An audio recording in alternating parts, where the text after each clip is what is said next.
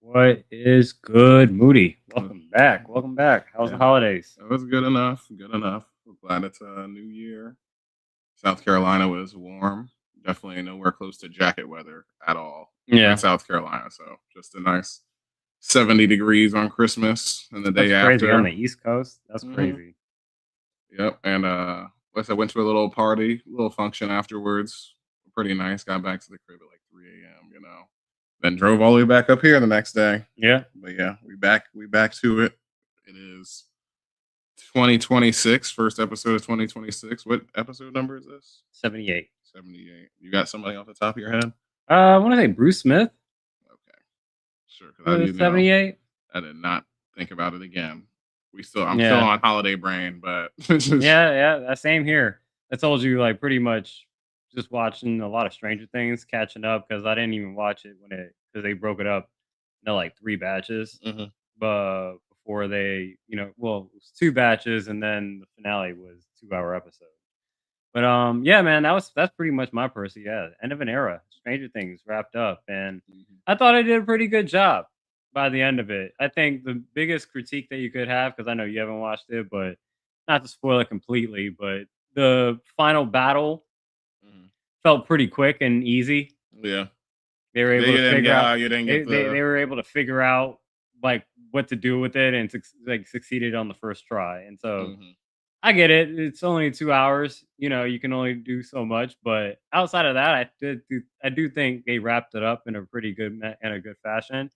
And yeah, there's really no that's a great show all around. I know you've kind of stayed away to because everybody's just kind of been bombarding with like, "Oh, you got to see Stranger Things. You got to see Stranger Things." That you're just kind of boycotting on principle at that point.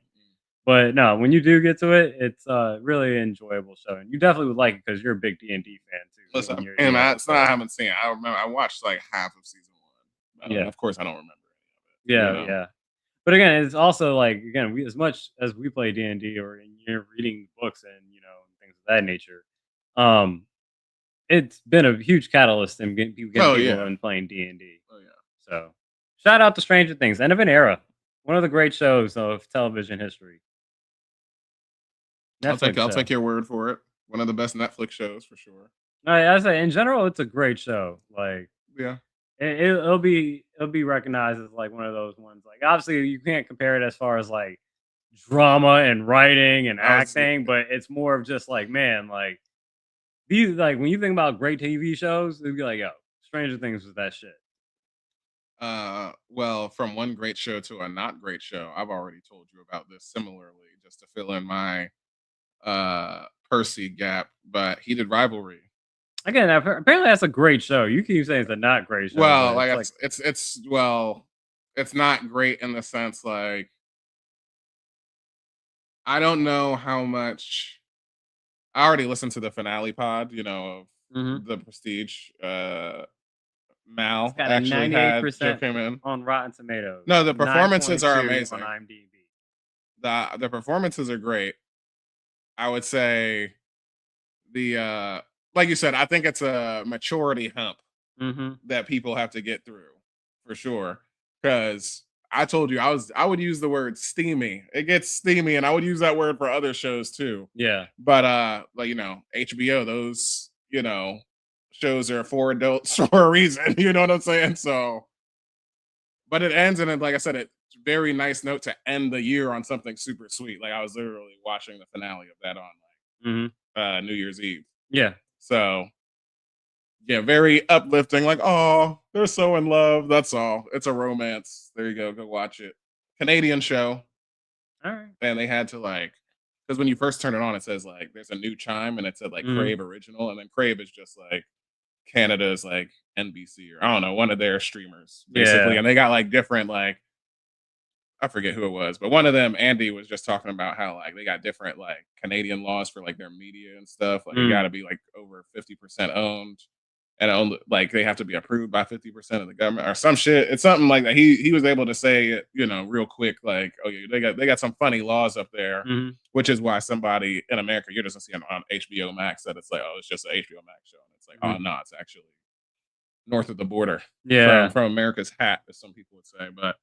Yeah, I mean, I didn't watch Bridgerton. I know some people love that. I like a good Yeah, fair enough. romance. Yeah. We got the brainchild for a romance novel series Yeah. that's still in the brainstorming work. So, hey, the genre's on the rise, man. Or Yeah. actually, I shouldn't say it's on the rise. It's here right now.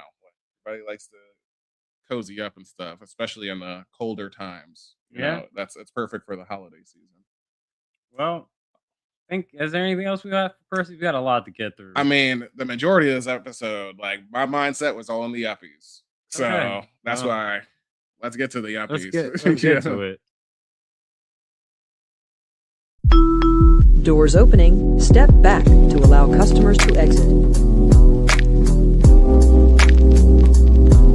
Into the crowd. Oh, it's hey, Samson. Let's back. Fresh Pro, Moody, coming off the top rope. That's the Re-Up podcast. Weekly scroll, the Avenue, the Wrestling. Follow us here on this YouTube channel.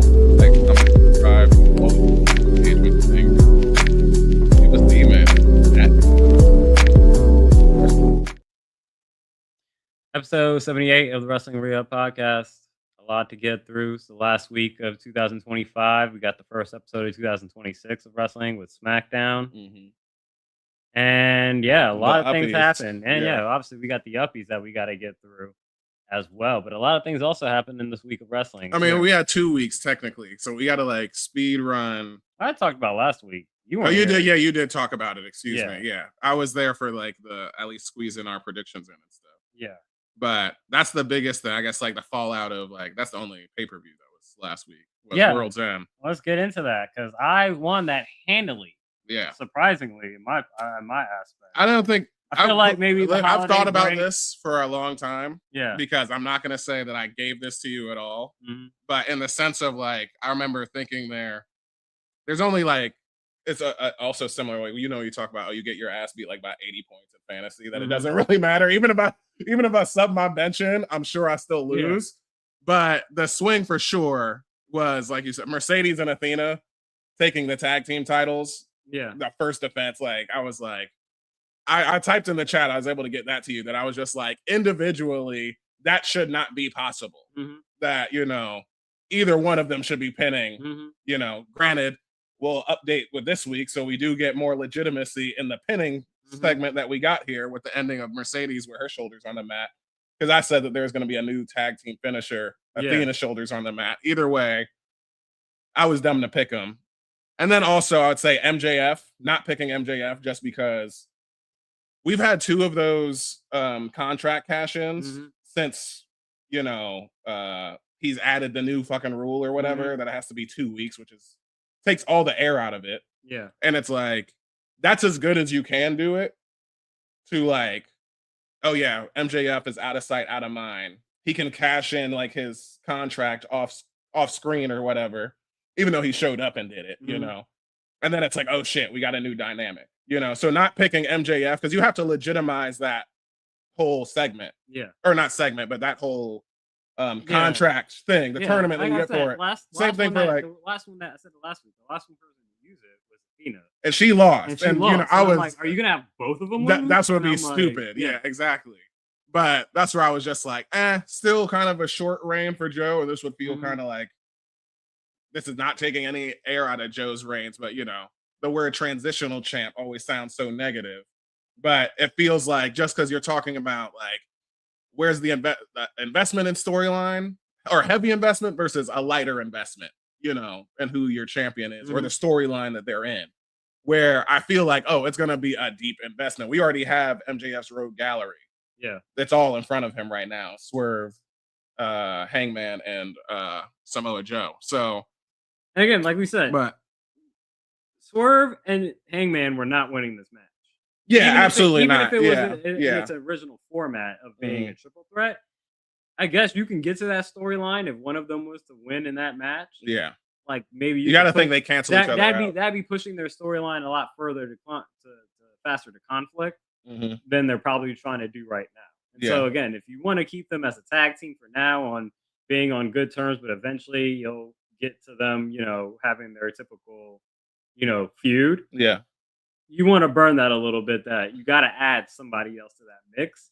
That is a legitimate threat to be like, okay, hey, it makes sense of how MJF can pull this out. Yeah. And my other one, which is why I say you win anyway, because those are my two subs that I knew that I was like, all right, these are like kind of ridiculous swings, especially the MJF one in the moment where I'm like, because after that didn't hit me until I was in until you were on stream. Yeah. And I was just like, oh yeah, the contract. I forgot that's the whole reason he's here. Yeah. But I was like, Samoa Joe. He's got, and then He's got numbers the advantage. numbers, yeah. So I was like, whatever. But MJF, that's gonna be way bigger. But and then you did text me as I was driving on the road because I wasn't able to watch any of it. That you were like, oh yeah, I should have stuck with my first like thought of, Moxley basically earning an extra life by winning the tournament, and that's exactly what he did. So because before I had it, Don Callis family gonna keep it, but he gave a big face promo afterwards too. He's gonna be a face. He's a face in 2026. We want to cheer him at this point. It seems like everybody else on the Death Riders is still heels. I hope so, and I hope that means that we're gonna get like a chair shot. Like, give us an unsanctioned chair shot to the head. I mean, come on, he'll ask for it. It's got to be an OMG moment. They'll put the bag over his face. Yeah. Oh yeah, you got to do that too. But and then who comes to save him? Bryan Danielson. Oh yeah, from the commentary desk. Oh shit. But just to speed run through the recap real quick. We had Moxley as the Continental champion. Yeah. Okada screwed Takeshita like we knew he would. We got Kyle Fletcher wrong as well. Yeah. We thought Moxley was going to lose that, but we both got picked Kyle. FTR retained their World Tag Team titles in a Chicago Street Fight against the Bang Bang Gang. That was easy, but it was a fun match still. Oh, yeah. And I got wrong Gabe Kidd with Darby Allin. And I guess that was because, I thought that it should have worked against him because Darby was out of the C2 because of injury. And then we get him. I understand that he's one of he was in a hospital bed. And then when he comes back, he gets thrown down down the stairs. Yeah, I thought this would be like he's got to get his get back. That's what I thought. Like, wait, did Gabe Kidd beat the crap out of him afterwards? Like I said, I didn't see. Yeah. Okay, so he like after the match. Oh, after the match, no. Oh, okay. No. Okay, I know like Gabe Kidd got busted open. I was wondering if like Darby did too or something. But yeah, Darby was bleeding too. Oh, okay. Because I'm just thinking like if this is gonna be a continued, I thought this was like because it feels done already, and I'm like. I kind of enjoyed them like trying to kill each other. Like as short as that came up in like 2 weeks, we built this basically.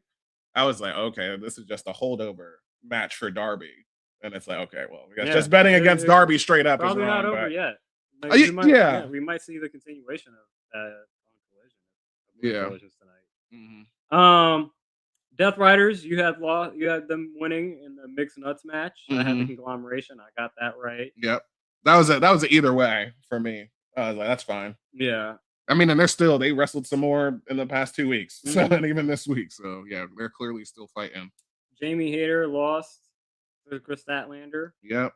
And that's all of them. Yeah, that's all of them, right? Yeah. And Jamie Hayter, yep. She lost in her shot at the title. I was 7-2. You were 2-7 on the inverse. Yeah. For the show. That's why I was like, if I even replace it, like it would have been like 5-4, and then I would have had to like flip the C2 because you could have stuck. I would I would have had to flip the conglomeration or something. If you stuck with your pick with Moxley, you would have had 2 points if you were logical with Mercedes. Yeah, Mercedes and the Babes of Wrath, you would have got 3. And then MJF, I said that's the one where I was like, and MJF I should have picked him. You still would have picked Gabe Kidd? I guess, yeah. Well, yeah, my thought was like, I thought that Gabe was gonna beat him up, and then like we're gonna continue it, So, but it feels like it's done already. Yeah, so that's why I was like, we'll see it. Like you said, we'll see if it continues. But either way, it felt like 50-50 to me. I just been enjoying it for as quick as it was because Darby was supposed to be in the C2. So I'm like, and plus, like I said, I thought injuries was on Darby. I thought his leg icon was blinking or something. So. But that was the World's End. On the season, I'm 7-5-10. So 2 games over 500, cutting into your overall lead. I'm going to go do your math on that 12, again. I know you told me to check your math 13. before. I went through and counted. Like, they're all tagged, so it's easy to kind of read through. But yeah, on the season overall, I'm 12, 18, and 13. Well, you're Nice. 12, 18, 12, and 13. So cutting it down a little bit so far. Two on What the I'm win, like, and I got overall, Royal I'm 6 Rumble. ahead. Overall, you're 6 ahead. Mm. Yeah. On the season, I'm +2. Yeah. So I've gone from 8 to 6. But yeah, we still have the Royal Rumble. We have Elimination Chamber, 2 nights of WrestleMania before the end of the season. Mhm. So Dynasty. Dynasty, so 5 points There's another one in there still too. left over. Maybe Deadline. Oh yeah, some NXTs in there. Yeah. 6 is in there. So and then there's probably we went to one in February last year. Oh yeah, Vengeance Day. yeah, Vengeance Day. That's what So it's called. 7. Yeah, So 7 points. Stand and deliver. Yeah, That's WrestleMania NXT. yeah, stand and deliver. That's what I said. Deadline. Stand and deliver. Yeah. We just passed Deadline. But yeah, so about 7 points. Mhm. About I feel like there's another AEW show for sure, but I just can't remember right now. yeah, There's definitely at least going to be 2 between now and April. 2. That seems maybe. I mean, 2026 just started, so. Well, let's get into the Raw recap. Flagship store. I thought it was a pretty good show. Just pretty much did a lot of good hyping up for next week. And their New Year's, 1 year anniversary, Netflix anniversary, and their Stranger Things crossover. Match wise, I guess the biggest thing on here was the Usos becoming 9-time tag team champions, defeating AJ Styles and Dragon Lee. Yeah, that's a big thing for the record books. However, similar to like when I'm not gonna OD with that. I'm still that does nothing for me personally. Yeah. Like I said, I mean, we know that Usos they're literally identical twins. They have the same DNA. They got chemistry in the ring. They can, of course, their stats go up when they tag together, right? So my thought is where we know, main event Jey Uso and Big Jim have been independently. This better be once again a storyline use of them breaking up again. Yeah, you know what I'm saying, by Mania time, or whether it be Elimination Chamber right before Mania, they have their pay-per-view match. Yeah, yeah, that's where like I have this as a mid just for that same reason. It's like obviously it was a great match. 4 talented wrestlers, especially the Usos as tag teams, are established. Aren't they like the longest reigning? I think so. It's either them or the New Day. They had that match that with New Day where they were like, we're like, if we win this match, we're gonna be, the longest holding tag team ever. Or whatever. I think New Day had the record. It's also not surprising that they won. Mm-hmm. It's more of my concern of like, I guess concern of what's happening with Jay. Is he just like, is this confirmation that y'all don't believe that he could be a singles wrestler? Yeah. That's why we just like reverting back to a tag team, or are we still building to a storyline for these guys to both be individuals? Because not only Jay, because I do like Jimmy. I wish Jimmy had just as much opportunity at a singles run that Jay had. Maybe obviously not winning world champion, but at least holding some type of singles title. Yeah. And so that's where I'm like, damn, like we just got the Usos back as tag champs, and that's where they're just gonna be slotted in. That's a little disappointing. So I hope that's not the case, but that's why I have it at mid instead of a primo. Yep, I agree with that. The next thing, I would assume that this is probably some Raw history, at least. The Triple Latina World Tag Team match, World Tag Team match. World Championship match. Steph retaining over Nikki Bella and Raquel. Was that a tag team match? Championship match? No, it wasn't a tag. Yeah, it was a championship match. It was a triple threat 3-way. Oh yeah, it was. Yeah, and Steph retained. Yeah, I have this as mid. I thought there were some really good moments in it, but I really like this because of how the ending of it and how Raquel technically kind of won the match. She hit the Tejana bomb on Nikki Bella, and then Stephanie just threw her out the ring. Yeah, and it was her work that And so it's like, I like that it gave credibility that Raquel has a legitimate reason of being like, yo, I should be women's world champion. Yeah, you stole my pen, basically. That's exactly what that would And like be. But Raquel's had a plus year. that's a heelish thing to do. Yeah. Yeah, I mean, it's a smart thing at the end of the And then day. that's what, but yeah. I think that's what, because obviously Stephanie's a face in this, so Mhm. in that argument, it's a And- smart thing. But if it was the other way around, it'd be a heelish thing. well, yeah. But whatever. I like the plus up that Raquel's had at in 2025, and I do think that this kind of is the cherry on the top to kind of just cement her year. Mhm. How again, even early in the year, it was like people say like it was when Kevin Nash kind of said that she needs to start working as a big person and stop wrestling like a small person. And Yeah. apparently, you can. I mean, there is a noticeable difference in how she was wrestling before and after that comment. I'm not going to attribute it to Kevin Nash himself, but Raquel's had a great year, and I do think this kind of just gives it the idea. Go ahead and that say she it. can They listen to the big homie. She could. I'm saying like I don't know for her. You know what I'm saying? Where she just, but either way, it does make me feel that she Okay. can win the world heavyweight championship. Sure. Yeah, I agree with that. I mean, that last At sentence. least more credibility. Yeah. Sure. I didn't think of it as far as like more credibility towards that. I think once again, I mean, I'm gonna keep using the phrase rogues gallery, right? Mhm. Like she is clearly in Stephanie's rogues gallery. So that immediately just puts her in direct proximity to the title. Now, how well she does in this, I agree. Like getting your finisher off and then, it being effectively, ripped away from you, Mhm. in the sense of a match. I can empathize with her. You would empathize with anybody in that situation. So yeah. It makes it more believable that she can win the title. However, if she does that,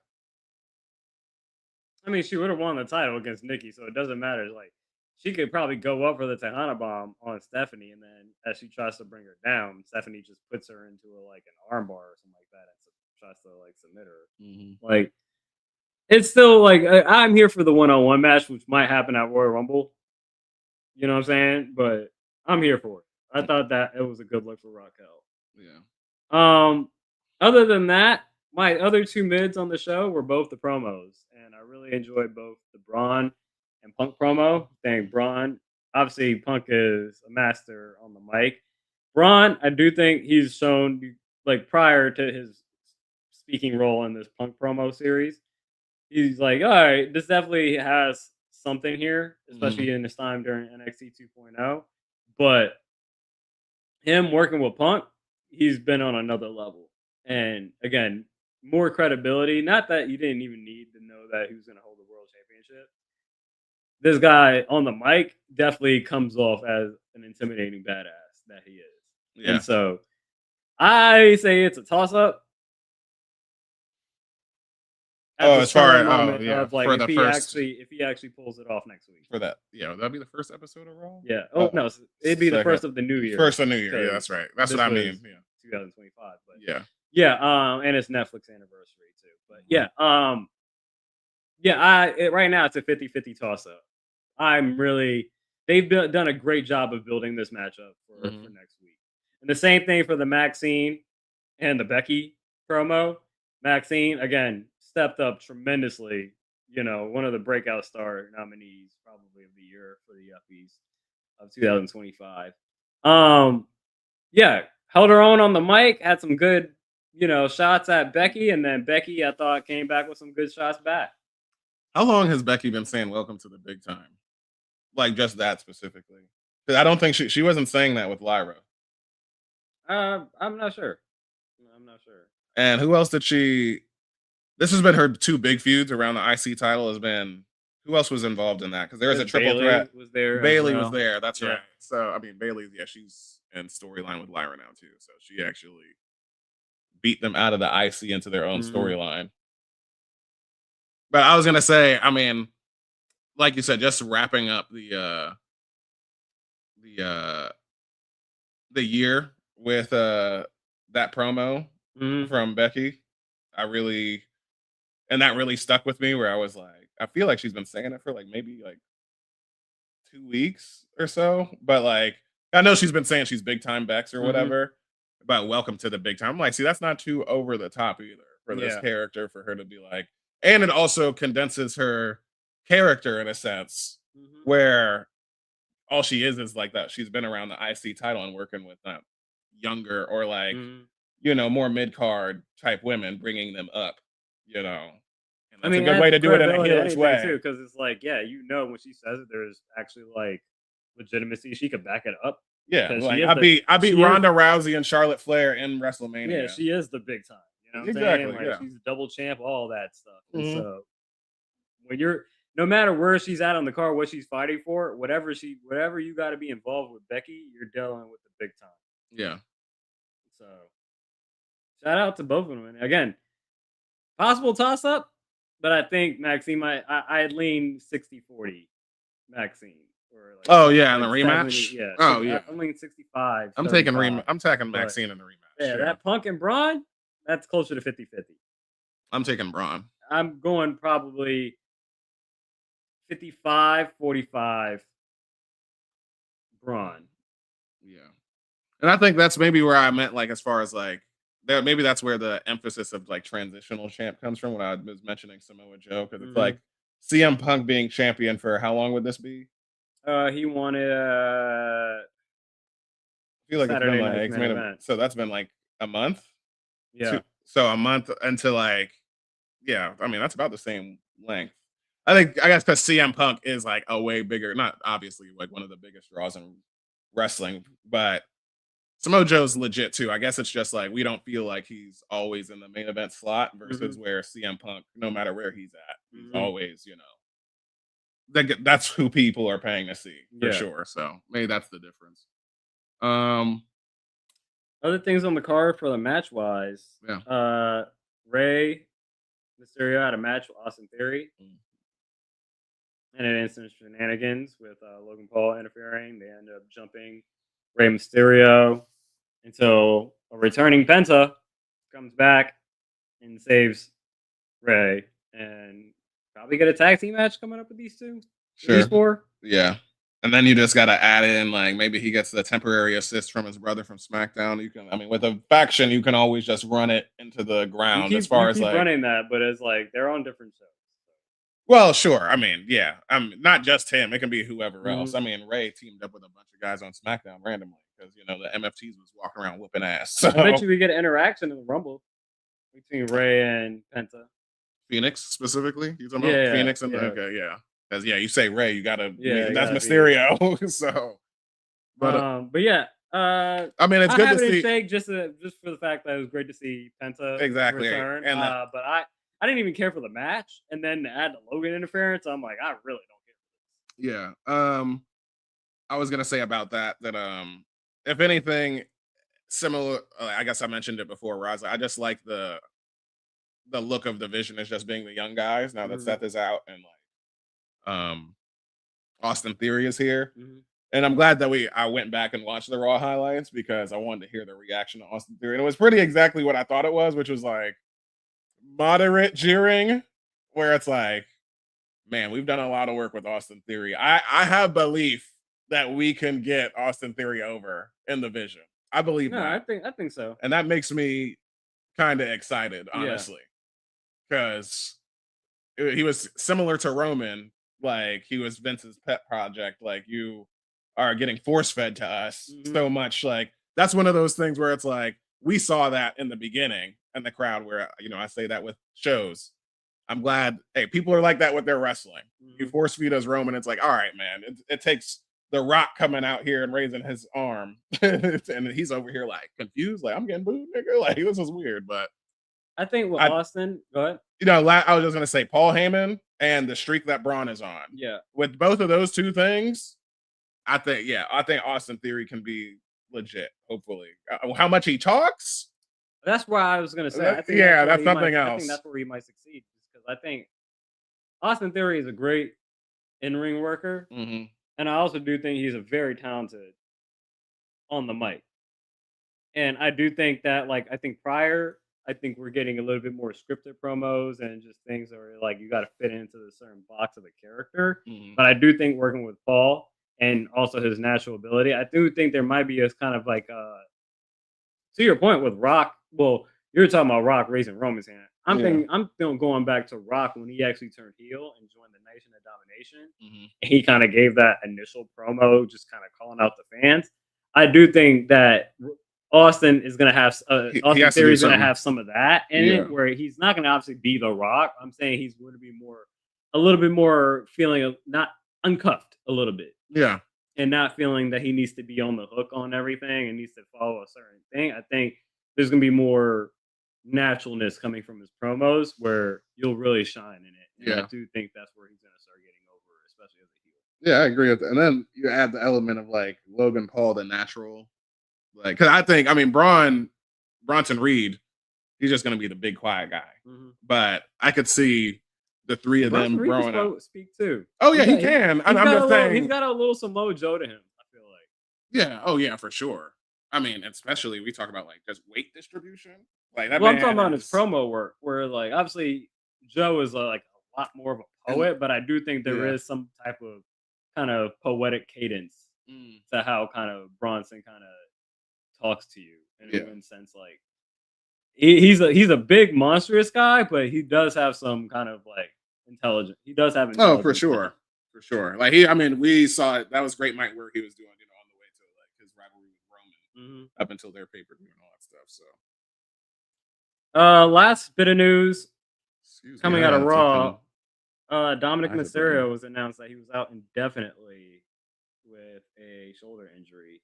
The word on the street is that he should be back in time. He does not require surgery, so he should be back in time for being in the Rumble. Maybe at Rumble. Could be another dislocated shoulder. Penta came back. He sacrificed Dominic's arm so he could come back. One dislocation to another because Penta didn't require surgery. I mean, it all depends. I mean, Liv had a shoulder injury. Hers was 4 months. She needed surgery. Yeah. Luchasaurus apparently has a shoulder injury. So he's out. There's a lot of shoulder injuries going on. Sheamus just has shoulder surgery. Yeah, it's like calves in the NBA. Calf strain. Everybody's like, sit down. Yeah. You ain't popping your Achilles over here on this team. But anything else for Raw? No. I'm here to add flavor to your analysis from the week. Yeah, let's get to the bodega. NXT. Pretty decent show here. It's had 2 matches that I really enjoyed. Actually, 3 if you want to count my shake. The best one on here was Ricky Javon. Thought that was a great match. Obviously, both of them are extremely talented and both are doing great character work, especially Ricky turning as a heel. The ending of the match was pretty dope too. Javon was kind of about to pull it out for the win. He goes up for, the springboard off the top rope into the cutter. Ricky pulls in the ref and Javon hits the cutter on the ref. That poor dead ref. Yeah, and then Ricky ends up low blowing Javon as he's like shocked that he hit the ref with the low blow. Yeah. Hits I believe a Rochambeau, and new ref comes in and counts the 1, 2, 3. Yeah, the inverted dominator. Yeah. I believe that was the ending. That or another move, but he ends up hitting a finisher and Rochambeau. Yeah, that's what it was. Yeah. But because that's my thought was like, I brought it up before. It was like, he had to bring out like double and triple tornado DDTs for Obafemi because he ain't doing that to Obafemi. That's why we got 2 weeks of him beating people with that in a row to build that up. But that's supposed to be, or that's always been his finisher on AEW. But like, also the thought of like, all right, you got Javon here. Yeah. You can get Javon up, and like the way he put him through the table like last week, prior to this match, I was like, that's probably as good as that could have went. That was a F tier Rochambeau through the table. On the table. Yeah. And Ricky fell with it, and I'm like, because that still takes some effort. You know what I mean? Like, but I'll go back and watch. That's the good thing. Hey, AEW, give us your long format highlights again, because at least I can go back and watch these. Like I already saw that this match is up there on YouTube. Oh, but yeah, that was probably the best match on there. The other good match that I really enjoyed that as a mid was Ego retaining his title against Moose. We can confirm it's never going to happen. It's never going to happen. They did protect Moose because he was nursing an arm injury during the match, and so that he gained the injury in match. Like I believe so. No, I don't care. That's Ethan being better than you. Like if you came into the match hurt, that's something else. if you tell me your opponent hurt your arm and he targeted that into you losing, then you lost. I think I That's don't not think protecting I him. didn't cost him to lose. It was more of the fact that he wasn't able to use all his power and strength because he's kind Hey, of holding in. He's kind of holding in his arm the wrestle entire better. time. Wrestle better. You Okay. lost, Moose. I'm rooting Either for way, you. yeah, Like it's not. it was still a good match.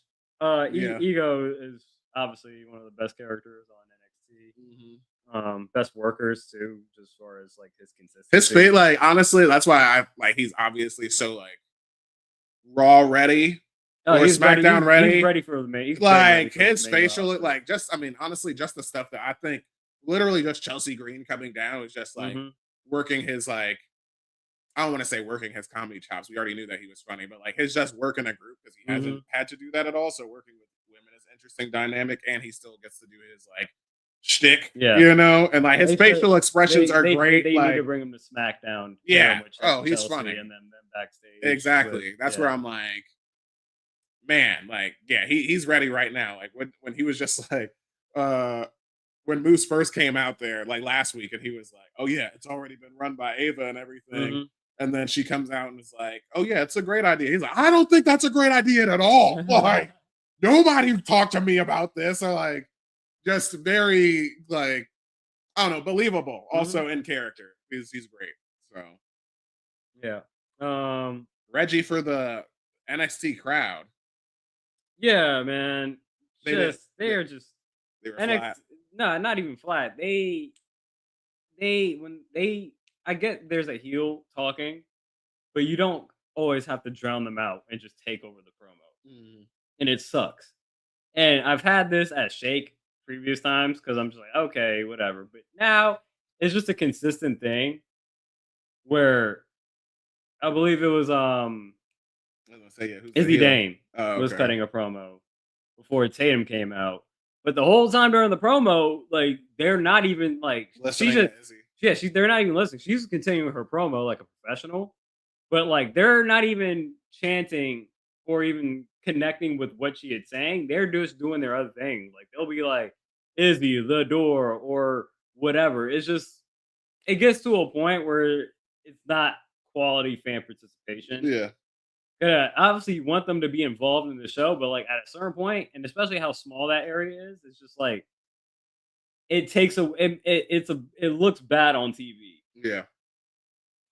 And it has nothing to do with the wrestler. They're just out there doing their job. You're just so marked out that you're just taking away everything from the show. Yeah, I mean, Full Sail is a small area. Like when you look at it, you can see. I don't think that's Full Sail. Or they moved. I thought they moved. Oh yeah, they did. What, the Performance Center? Yeah, whatever. Wherever they're at.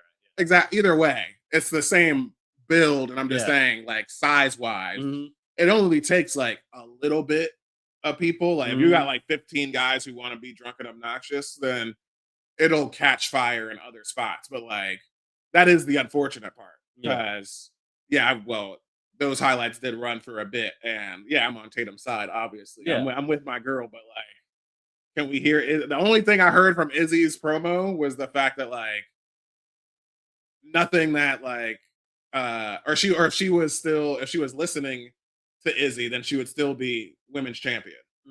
You know, because she was like, you haven't been listening to me this entire time. But they did it with Kalani, and I'm like, they did it with another heel as well. And I'm just like, this is annoying at a certain point. Yeah. Where it's like, it's not even, like, again, it's not quality fan participation. It's just, again, especially someone watching on TV. If I'm just someone just scrolling by, watching, like skipping through the channels, and I come across, I'm like, oh, let me check this out, and you catch this at this moment, it's just like, this sucks. Yeah, for real. So step up, NXT crowd. You could be better than that. Yeah. But again, I do think another issue is that it's just a lot of the same people that go to those shows, and so it just feels like there's already they're like season ticket holders. That's a what dynamic that's already built in there. Other match that I enjoyed that I haven't shaked though, JC Jane, huge fan. Sinclair. I thought it was a good quality match. Predictable, obviously, because JC has her match next week with Kendall Gray. She was jumped backstage, so she couldn't have been out there. She ended up after JC ended up getting the win. They ended up jumping Ren until eventually Kendall Gray came out and made JC Jane tap out. So they've been really selling Kendall Gray, possibly becoming like a double champ next week. Yeah. I don't believe that. Think she's going to get close, but I do think the numbers advantage doesn't work out in their favor, and maybe we eventually get a third member in Ren QCC. Because I think, I mean, obviously they want us to watch Evolve. That's generally WWE. Kendall Gray is, I mean, similarly to like what I was saying about like just working with like AAA and like TNA, like it's really good for the wrestlers individually because I don't think nobody's going to go watch Evolve more so unless. I mean, it's on Tubi, and Tubi is apparently like the number 2 like streaming. Yeah. It's like it has like 100 million subscribers and stuff like that. It's like I'm saying, are you turning? I don't watch TV. I don't watch Tubi. Okay, then. See, there you go. Well, I bet you're proving my point. But I'm not 100 million people. I know that, but I'm saying even still, out of that 100 million people, how many are watching Evolve? Is my point. That's all I'm saying because we watch. I think we're talking about live wrestling television is. Like this is currently happening, or maybe it's tape, but this is something that is new and not pre-taped, which is their entire library. But not pre-taped, but like reruns. The people are maybe it's like that's the appeal. Okay, I get you. Sure, the people who are going to turn that on are going to be wrestling fans more so. It's not going to be people flipping through Tubi. Yeah. So, all right, if you're a wrestling fan and you understand what Evolve is, you understand that you're watching Sunday Night Heat or Velocity effectively. To that level. Yes, we are. Because we even got NXT right now, which is supposed to be, preliminary or workup. Now we got Evolve, which we know is the workup to the fucking workup. But couldn't that argument have been NXT at a certain point? Because that's just NXT. Because NXT is a little bit more further developed. Absolutely. It's like absolutely. It can work up there, but I'm saying now. But like where NXT first started, that could have been that same argument. Until they started signing these wrestlers that were like, oh yeah, we just from the indies. And we don't really need it. Like we need to get seasoned for being on main roster rather than being trained as a wrestler compared to what they were doing. And it's kind of the same thing. Not saying that some of these people have probably been wrestling for 3 or 4 years, or like and some of them are just brand new athletes from the NCAA, like former volleyball players, whatever they might be doing. So it's like, okay, instead of using that space for NXT, because you gotta at a certain point in NXT, you can only be there for a year or 2. Before it's like you gotta let you go because you eventually gotta be rostered up. You gotta be rostered up. Yeah. But if you put somebody down here and Evolve, working their way up to NXT and then getting it just basically gives you 2 extra years. I feel like that if you're really interested in finding about the up and coming talent, go watch. Are you more likely to watch Evolve or Impact with Impact's new TV deal? Impact, because Impact's on cable, and there's more seasoned wrestlers. I'd rather watch the Hardy Boys. I'm just pointing out to the point. Kendall Gray is not winning. Kendall Gray is not. I'd rather watch Mike Santana than somebody on Evolve. Yeah, exactly. So I'm just getting to my point that I'm agreeing with you that I still don't. Just generally speaking, I don't believe that. And the fact that there's a lot of wrestling. Exactly. And that's a lot. If I have to pick between Monday Night Raw, AEW NXT, Dynamite, Collision, Impact, on top of the pop-up shows, Evolve, I'm sorry, you got to literally last. And that's if there's not like, if I'm not trying to watch, like, find a hookup on the New Japan show that might be happening this week because it might be, Tomohiro Ishii versus whoever the fuck. Yeah. But anyway. Anything else? No. For NXT? Nope. Let's get into Dynamite. Damn right. Again, the top show of the month. My favorite, I'll just probably already call it out. This will be my show of the year. I mean, this wasn't a discussion. You said you wanted it.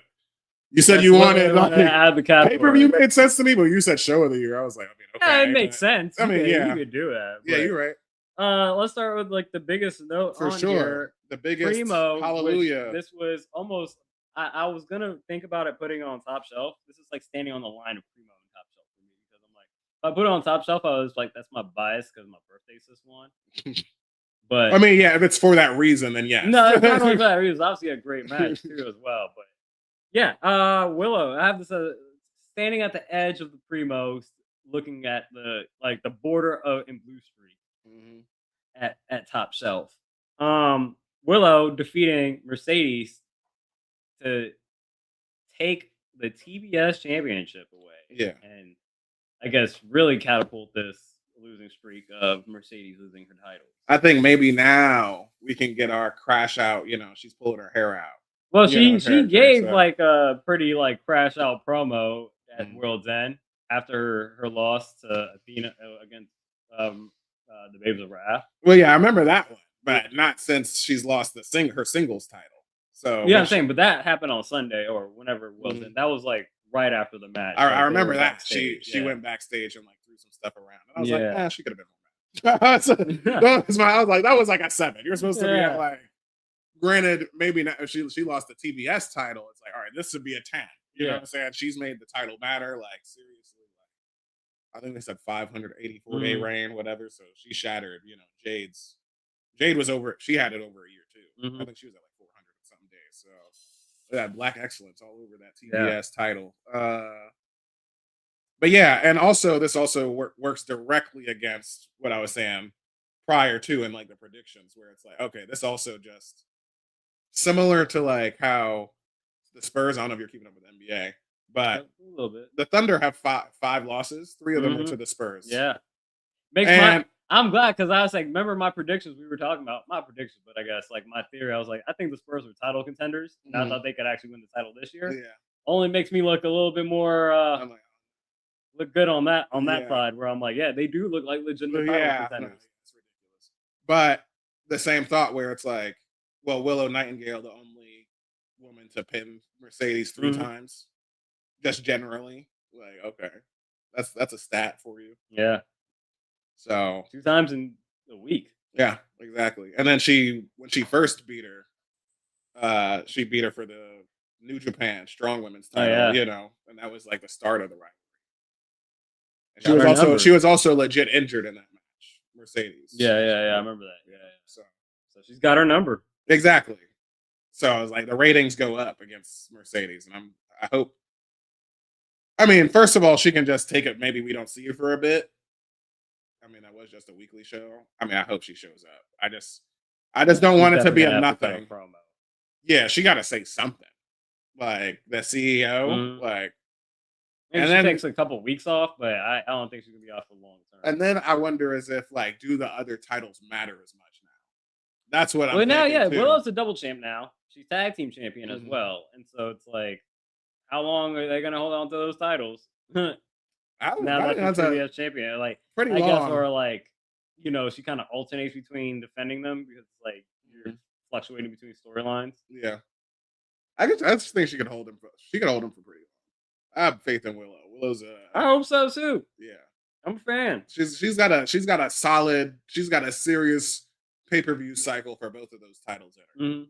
Whether that's the same pay-per-view cycle or back to back, I don't think she would ever defend. I mean, she could.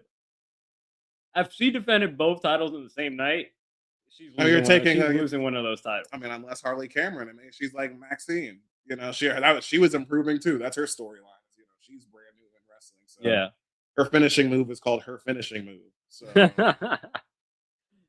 that's the one thing I love Harley Cameron, and that's the one thing where I'm like, all right, I'm with the shtick, and then you just said, oh, it's my finishing move. I'm like, Yeah. bitch, all right, you could have did something. Yeah, come on now. So generic, but it makes Exactly. sense. Anything else about Willow defeating Mercedes? I mean, I'm excited for both of them, really. I guess. I mean, we already knocked on both. I want to see where Mercedes characters go. Yeah. And then, Willow, how long is she going to hold it? Man, Mox, your other primo, getting a win in a title eliminator match. Yeah. Against Josh Alexander. Another stepping at the line, top shelf. These are both could be considered. I'm saying Mox has a lot, but I think definitely the Mercedes and Willow could be a nominee for match of the year. I was gonna say contender, and then Mox probably Mox's best match was probably the one against Kyle Fletcher at World's End. I was gonna say, but after I was able to see what is it, my man Amit Rana? Mhm. If you know, you know. Amit Rana was able to put highlights of that one up, and immediately the thought hit me where I was like, because I remember saying before, I mean, it is the Uppies episode, but right at that moment, I was like, man, is he Worker of the Year? Because I'm like, Bandito, I was like, was holding it down. Bandito was holding it down. But I'm like, yo, the C2 tournament shit too. I'm like, man. And that's really what the whole Death Riders gimmick is. It's like, I'm waiting for somebody to step up and shit. You know, sort of a more ruthless version of like, you know, I forget who else we were just talking about. Asking people to step up. I forget. I don't know, kind of like the Vision. You know, like I said, it's the young guys, you know, taking over and shit like that. So, and that's the whole Death Riders thing is like that. Like, hey, we need somebody to step up and take this off of me. So, anyway, yeah, he was just a late contender for me. Where I'm like, that might be outside looking in, or just like sprinting to the podium. Like, no, this is a nominee too. You know what I'm saying? I would love to if we had more of an audience. Like, we got to put up, you know, these actual nominees and shit. So, who's your wrestler of the year and everything? But Mox is up there. I would say he's definitely in my top three. Worker especially of the year. After he lost the title. Yeah, like I'm like, man, this dude was pretty much mid looking at the line of Primo, or like I said, Primo possibly looking at the line of like he's put on a great match with everybody. Yeah, Kevin Knight, Mike Speedball, yeah, Kyle O'Reilly. Kyle O'Reilly had us believing for like 3 weeks. You know, yeah, even some of the stuff that he did with Darby was pretty good too. So, yeah, no, like you said, like add up Moxley's year. He held the title until you know Hangman beat him at All In, and I mean, you were either, I mean, like once again, we agreed that it was a stilted start off, but like the whole run of the year, it was like, yeah, it might have been like run of the mill, like Death Riders run in type stuff, but like the mission never changed and the character never changed. It did get better. And now we're talking about Moxley being a face a year later, top of the year. So, or we want to cheer him with the Continental title. So, because like I said, he's earned it. Yeah. Like for real. It's like, holy shit, he's had a fucking year. Yeah, your mids? Yeah, I like the start of the show. Well, let's continue with the matches. Bandito over Beast Mortos. I mean, you knew what you're gonna get with this great match. Ring of Honor title was wasn't on the line. Yeah. Beast Mortos, another one of the he's all right. So he's technically a heel, but he's not part of any faction. And Don Callis? No, that's Hechicero. Yeah, and then there's the other one that's like evil hologram or something. I forget. Which I think that's just hologram. That wrestler. But yeah, he's just a random heel, and I want to say he's like one of my guys, but you say it's easier to have like my guy that's a heel, but I'm like he's a face in my heart. We can't see his face. Yeah. You know what I'm saying? Like he's out here like just balancing being the Spanish Poppy to Mercedes mommy. You know what I'm saying? Freshly engaged or whatever they're doing. Yeah. Like, I can't see that guy being a heel actually under the mask. I want to cheer for him, but I don't know. You can cheer. That's my Beast Mortos grandstand right there. Okay, when Seth is a full blown heel, I'm like, that's a face, man. You'll find ways to he's a full blown heel completely. You can rationalize it in however you want to rationalize it. Like people, my rationalization is Beast Mortos can't talk. Yeah. So like the only way for him to like get his point across is to wrestle. It's a beauty it's the Beauty and the Beast situation, man. He's just like afraid, you know, and it comes out, it lashes. He's an ogre. He's got onions. He's like onions. He's got layers, man. Yeah. But yeah, great match. A little predictable, but I also really enjoyed the start of the show. MJF coming out, cutting his promo, showing his Triple B belt. Then Kenny Omega had a really good promo, calling out how I like how it wasn't just like I'm next in line. It's like whether I get a title shot next week or I gotta claw my way up the ranks to get my title shot, I will be getting a title shot and winning that title back again. So I liked how it was like almost just building a long-term storyline. It's like whether it be now or next year. MJF kills Kenny Omega at the end of the year. I'm getting a title shot, and hey, maybe it's maybe it's Kenny's retirement tour, and this is his last match. I'm killing him. Yeah. Well, I don't mean like that. I meant like in the match. I get it. I get what you're saying. But Will Ospreay's taking that title off of Yeah. him. Although that would feel slightly repetitive of the international title rivalry that they had. So maybe it's not Will, but Yeah. whoever beats MJF will drop it to Will. There you go. That's my booking. MJF, and then there was a Samoa Joe cut a promo as well.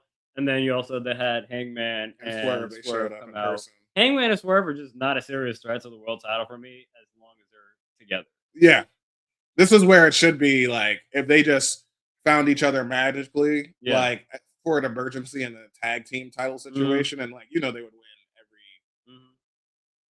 every... even if they only had one shot at it, like, they would win the titles immediately. And I could see them being like, we only come together for title defenses. You know what I mean? But if they're not doing that, like you said, I mean, they're the bottom of the... Because, again, we know when they're now. fighting for the titles, like, only one of them can win. Yeah. And so then there's going to have to be some type of blow off to basically say, like, we split. So it only feels like we're still in the first half of the game with them. Yeah. They always have that. That's the thing. I like it. They've done enough work to know that in that relationship, there's always a kill switch or a big red button that either one of them could push. Yeah. Probably, and just set the other one off. Yeah. But yeah, that's pretty much what I enjoyed as well. I mean, there was also Ricochet. He beat Nick, not Nick Wayne. Jungle Boy. Jungle Boy, yeah. Jack Perry. Jack Perry. He's not a Jungle Boy anymore. He's grown. Yeah. But that reminded me of his name. So he beat Jack Perry, and that was his first national title defense. Yeah. Entertaining match. And then we also had the Death Riders getting the win this time in a mixed tag team match over the conglomeration with Tony Storm. So the continuation of, like, hey, faction war, man. Yeah. There you go. You can just mix it up every time. That gets my off the top domestic violence award. Yeah, what's her face? Marina Shafir. She posted a picture on Instagram or on socials of like the bruise mark on her back or what? Yeah. That it was like a handprint of what Roger Strong did, and it's like because he gave her the capture like he's the Messiah, the backbreaker, and I'm like, I know he's broken her back multiple times, but in a wrestling sense, I'm sure he's done that. They trained together. They must have at least at some point. So I mean. He laid that backbreaker in the way that I would want him to. And I'm like, yes, this is what I'm talking about. Frontal face kicks to like the men and shit she's giving to the guys. He's like, hold on, take this. Like, damn. I like that shit. Domestic Violence Award goes to them. Anything else you want to talk about? No, that's Dynamite. We do not have any Book of Wrestling this week, but we went to Book of Wrestling this week will be the Uppies. Yeah, exactly. We are talking about history. So let's get into the last show of the year. Last show of the week, first show of the year, SmackDown, 3 hours. And this is a fairly good show. I just felt exhausted watching it. Yeah. It just felt so long that for this being 3 hours. So everything was pretty good. Nothing primo, but everything was pretty much mid for me, but mid in a good way. Best thing on this card is Priest beating Aleister Black in an ambulance match. Did you know it was only the 7th ambulance match in WWE history? Yeah. And the first on SmackDown? Okay. Sure. I mean, that's actually doesn't sound crazy. I would have that at like 10 probably. Yeah. In my head. You tell me 7. I'm like, yeah, that's less, but not significantly. So. Yeah. But yeah, Aleister Black Damien Priest did a Razor's Edge to Aleister Black on through the windshield of the ambulance. That looked pretty dope. Nice. There was some good physicality in it. There was obviously the interference. Give a South of Heaven to Zelina? No. Step it up. There was interference. Like Zelina tried to interfere. She opened up like the ambulance. Rhea Ripley was in there, chased her off, hit her with the riptide and whatnot. So a bit predictable that Damien was going to win this. I wonder where they kind of move with Aleister after this. But still entertaining match. Yeah. Entertaining match. That was the main event. Other pretty good match as well. Rio and Charlexa. Mm-hmm. Rhea Ripley and Io Sky, and get the win over Kabuki Warriors and Lash and Naya. Mm-hmm. This time, yeah, because last week Lash and Naya got the pins over the Kabuki Warriors. This week, Rio Mm-hmm. got the win over, got the pins over The on Kabuki the Warriors. Kabuki Warriors, and I do think there's a tag team championship match next week. I think Charlotte, Rhea, and Io against the Kabuki Warriors Yeah. on the Raw, and so maybe we might get some new tag team champions that night. But still, typical. They're great. The one thing sorry. Yeah, I was just saying they're typical great workers in the ring. Lash continues to look very impressive coming up on the come up. She just looks like a natural talent and a great worker. So she definitely has championship, look to her in the near future. Yeah. I was gonna say the one thing I did see, or the few bit that I did see, the newly signed Matt Cardona. Yeah, over your boy Kit. Yeah, And he had new music, solo music. Yeah, I felt like this. Yeah, this was a sacrificial. This was a sacrificial lamb moment where I'm like, man, Pretty Deadly's never coming back, dude. Like, that's never happened. Or maybe he's just a little bit more hurt than anticipated. Yeah, I felt like once again, I was like, I don't know how much longer we're gonna see Kit, but hearing, the woo woo woo into the what I've been saying, like I love the Matt Cardona persona, the indie god, all that stuff. He's earned that. Where it's like that's the one thing where I'm like, all right, fingers crossed, we get Jericho, like I said, break the walls down into Judas. That would be fucking sick. So that's really where it warmed my heart because I was like, oh yeah. Plus, Always Ready is just way better. It's way better than the Zack Ryder theme song anyway. So I mean, that's what we said. I mean, when he did come back during the last time is now tournament and he came back as Zack Ryder, it was like, oh, it's great to see him back, but it was a little disappointing that he had to come back as Zack Ryder. Yeah. The fact that he came back as his own self is great. The fact that he's back and he's worked his way back in here, and I know Chelsea has mentioned that he always wanted to come back, and so back on the same show with his wife at probably a much higher point, he's definitely going to win at least a U.S. title. Oh yeah, for sure, he's got to. I would say. I mean, you think about it. This is a mid-card Cody situation. Not many people are able to leave, grind it out, and then return basically stronger than you did prior to. Like, we appreciate more of the shit that you did after you left WWE. Yeah, you know what I'm saying. So yeah, it's only a few people like that, and I can think modernly where like Drew. You would think, Drew is another one. Where in the modern era, where you think WWE guy, we had that conversation in the early days of the pod and shit. Like, what makes you this or that? And it's really just like, oh, what's the memory? I mean, you can say that for like ego, because again, you were like, Ethan Page. He just needed a shot. He just needed a shot. Ethan Page was in AEW, but you never really paid attention to him like that. And then he comes to NXT, and then it's like immediately, it's just like, oh damn. This dude has charisma out the ass, and he's a fucking great worker. Yeah, I just knew. Yeah, up until then, I was like, oh yeah, it's the guy from the North. I just knew that because I knew he was TNA Tag Team Champion. Yeah, Josh Alexander. So. And then, like you said, Ricochet. Yeah, the other way around. Yeah, now he's been a big star over there. Mox, yeah, absolutely. Tony Storm. I mean, but you got to come back though. That's what I'm saying. Yeah, just going to different places and just kind of. If Mox ever came back and reestablishing yourself, Mox came back. Yeah. If Mox came back, are you kidding me? That'd be crazy. Moxley? That'd be crazy. Not Dean Ambrose, bro. Moxley is gonna. Yeah, he'll kill somebody with the fucking Death Rider, the Spike version. Yeah. Oh shit. Yeah. Obviously that's more fantasy wrestling, shit like that. Get the Shield triple threat because that's really that's what the stand-in was. Yeah. Or this Mania, or this past Mania, the CM Punk, that was really supposed to be Moxley, obviously. Yeah. One last thing about the win for Matt Cardona returning.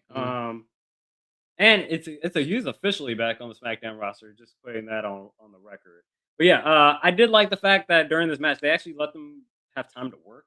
Obviously, it's a 3-hour show, so there is more time to work.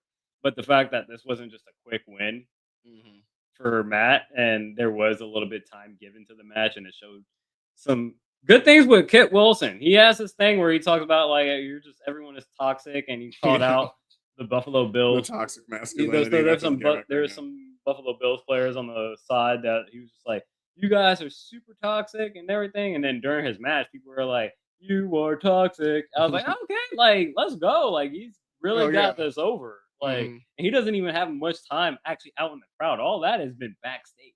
Yeah. You know what I'm saying? So the fact that he's gotten that over, and again, it seems like I know. a good level up mid Carter guy right now. That Yeah. like it's kind of like level one of like a Pokey Gym. Yeah. Okay. You know what I'm saying? Of like when you got to get to the actual boss of it. It's like one of those guys. Yeah. I got you. I was gonna say, yeah, I think I can only remember one time where he had one in-ring promo. And it was like real quick because somebody interrupted him and like speared him or something. I can't remember. But he had a big old flag.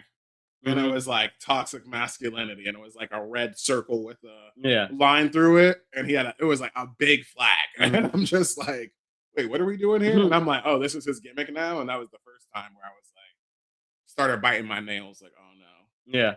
It's never gonna happen again. Pretty Deadly's never gonna be tag team champions, like the way that I envisioned Edge and Christian. But You never know. Hopefully he's healthy enough to come back. yeah. This would be the biggest thing that happened on this, in my opinion. Mello.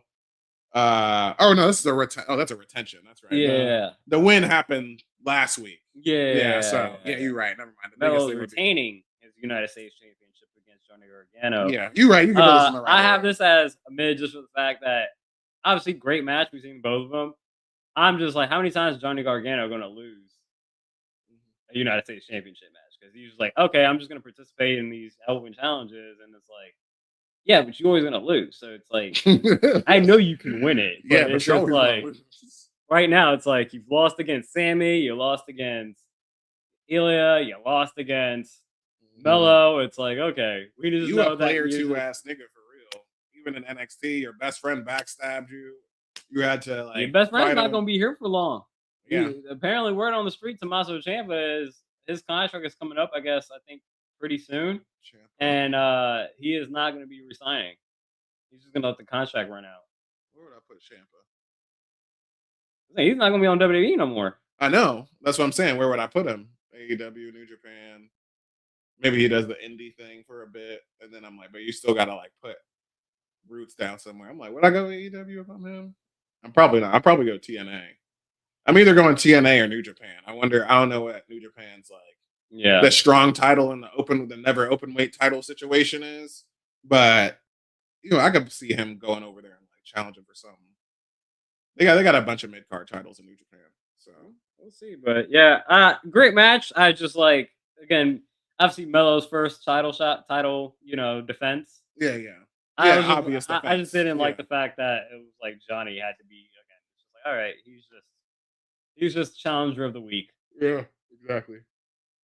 The biggest thing also, another title change this week.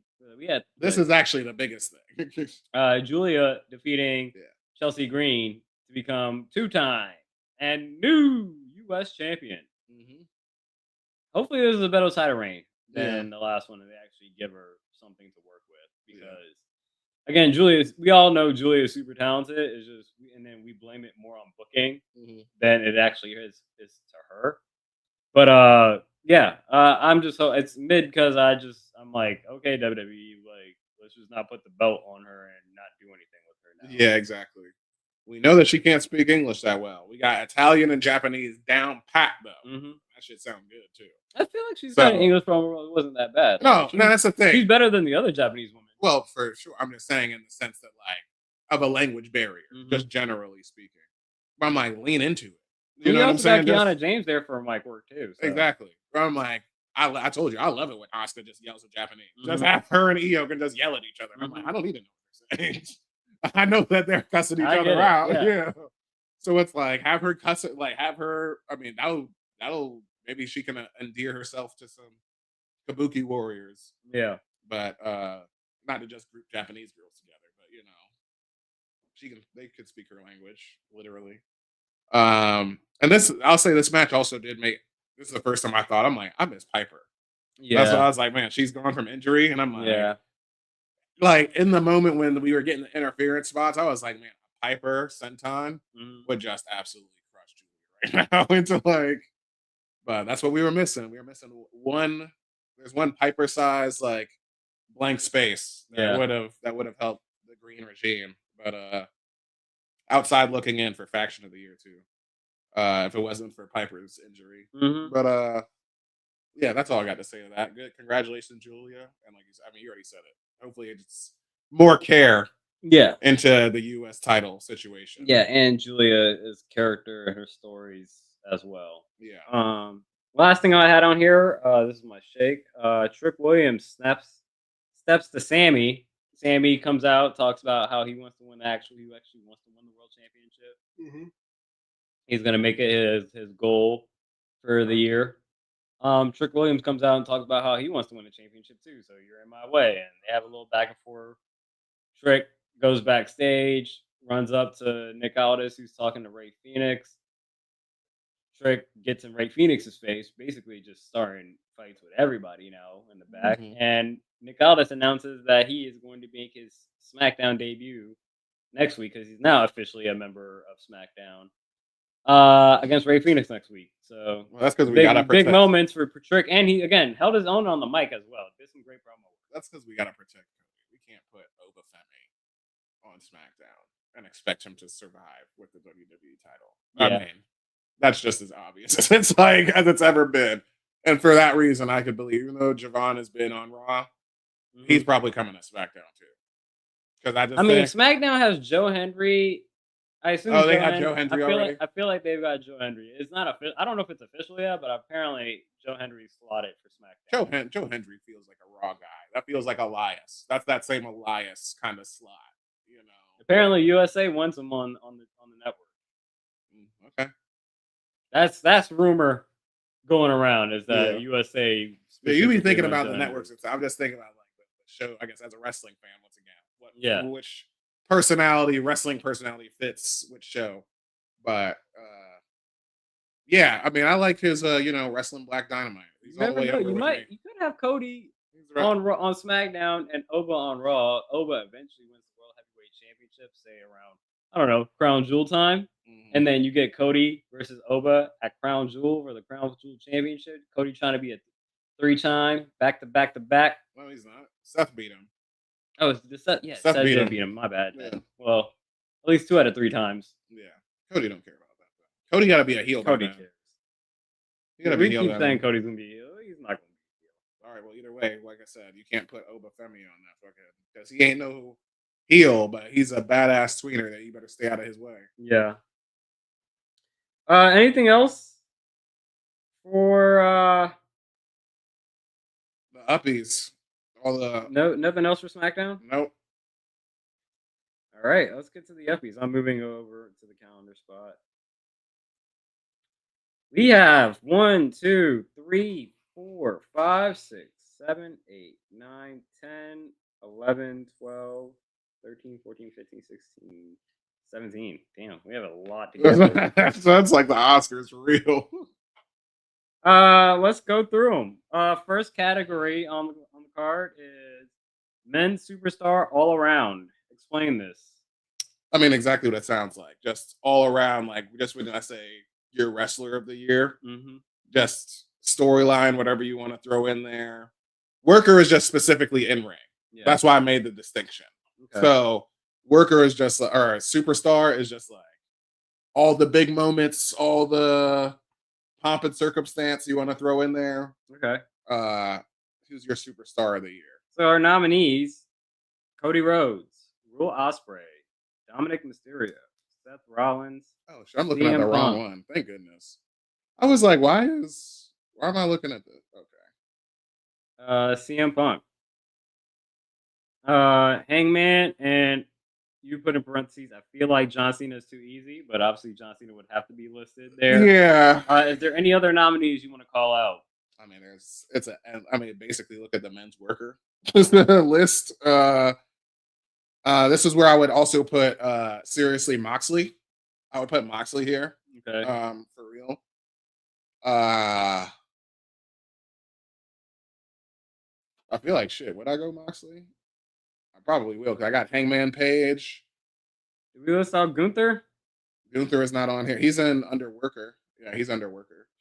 Gunther But there. he actually is like one of the aces of wrestling in WWE. Like I said, he doesn't have a bad match. He had to be in there for sure. I mean, you could argue Ricochet. Yeah. For like, yeah. I mean, breakout star, that's probably where he would be. Let me see. Is he down Possibly. here? Oh, I don't got him down there. If I have to go with someone, see, Seth was definitely a contender. He had some big Injury. moments, but injury takes it out. That's the same way I feel about Will Ospreay. Because Yeah. Will Ospreay, I think at this point in time, is the former Kenny Omega of 10 years ago, the best bout machine. Mm-hmm. Like pound for pound, like it's just like holy shit every single time. Yeah, you watch him. So out due to injury, Seth and Will, we agree with that. Hangman is definitely a contender, especially with this big moment of dethroning John Moxley and bringing the title back from a briefcase. He had the biggest individual had a great storyline moment of the year for an individual wrestler. Yeah, outside of John Cena. Well, yeah, that was like breaking the fourth wall. He's retiring and shit. Yeah. So. But John Cena also gets hampered because of the poor heel turn and storyline. Yeah. That I said the heel turn execution was fine. It's the immediate afterwards where you're like, yeah, and that's about 4 or 5 months that it's still he was a heel. Yeah. Underwhelming. Cody is kind of like LeBron, where it's like, or Jokic. It's like you could easily give them this every year, but it's like to me, I was like, yes, it's just a pretty standard Cody year. Yeah, and a standard Cody year is still spectacular, but it's like at that level, you gotta hit another plateau in order to kind of get it. So right now, I'm leaning towards CM Punk or either Hangman. Yeah, man, Moxley. I feel like, yeah, I'm sitting here because I'm thinking about everybody. Like this category is about value. Right? Yeah. These are the people that obviously are obvious big names because these are people you're paying the money to carry your show. And it's like, when I think about carrying, like we just talked about it, Moxley really did carry all of AEW. Like, this entire year, whether he had the title or not. Yeah. He was putting on banger after banger. So I'm like, with that being said, there could be a better wrestler than him, this year. But as far as like, yeah, putting a company on your back. This is I'm running to the podium right now. I'm gonna go with Moxley. I think I'm just gonna go somewhere else with Worker. I got somebody else in mind. It's just because he's still a 5-star worker, but it's like higher highs, in ring for other people. But I'm gonna run to the ballot box with Moxley for what he's done with. I would say for me, I again wish I could go with Seth Rollins, but I do think because of the injury, it would be his to lose. Yeah, because like I said, he would be sitting at the top of the division right now. Yeah, So. but I'm gonna go with CM Punk. I do think like CM Punk has just been captivating the entire year, and that's his storylines of winning the title, then immediately losing it, and then winning it back eventually is just great mic worker. He's the most captivating person on here. That if somebody was cutting a promo right now that I'm flicking through TV and I'm like catching a promo, and if it's Punk, I'm actually gonna sit there and watch it because it feels like a big deal. Yeah. So I'm gonna go CM Punk as my men's superstar all around of the year. I think maybe Cena. When I put Cena in there, it's too easy. This is like him getting his lifetime achievement award. Yeah. This is the Uppies for him where he gets lifetime achievement. Yeah. I mean, it's his go away year. So there we go. Women's superstar. Very exact same criteria. Add all the pomp and circumstance, all the drama and stuff. Different from Worker. But for the women's superstar category, we got Mercedes Moné, Tiffany Stratton, Chelsea Green, Stephanie Vaquer, Jade Cargill, Becky Lynch, and Rhea Ripley. Yes. Other ones that you have listed in Worker, just to call them out, Io Sky, Lyra, Athena. JC Jane, not a contender? For women's superstar? Yeah. Sure she could be. I mean, looking at, I mean, it's good luck looking at this list once again. No, yeah. Because who do you take off? I'm just. Who do you take off? That's the question. I don't even right? need to say take off. It's Yeah. a 2-win race. Sure. It's Mercedes Monet. Mercedes. Stephanie Vecchio. Okay. I thought it was, yeah. I mean, in my opinion, if you have under like serious contenders, this was another one where I felt like I thought it was pretty easy, where it was just like I kicked my feet up at this, where I was like, it's clearly Mercedes to me. I think it's Mercedes as well. Yeah, I think Mercedes has done fucking. There's no doubt that she is one of the best in the world. Whether she doesn't need to. I mean, she is in the worker category, but it's kind of like, this is effectively best actor and best supporting actor. I don't want to put it like that, but yeah, it's Mercedes' year for sure. The TBS title, I've never cared about it more. Yeah, seriously, it's Mercedes. It's Mercedes, yeah. And a spoiler alert, I'm probably going Mercedes in the workers, but we'll get to the workers. Yeah. Let's get men's worker. In-ring abilities. Dominic, Bandito, Gunther, Cody Rhodes, Hangman Page, Kyle Fletcher, John Moxley. Any other notable mentions? Shota Umino had a great year in New Japan. Zack Sabre Jr. I mean, he's just my flavor of graps, with Daniel Bryan and shit. He's the heir incarnate to all of that type of shit, but there's no way I was gonna put them on here. Outside looking in from New Japan, though. Yeah.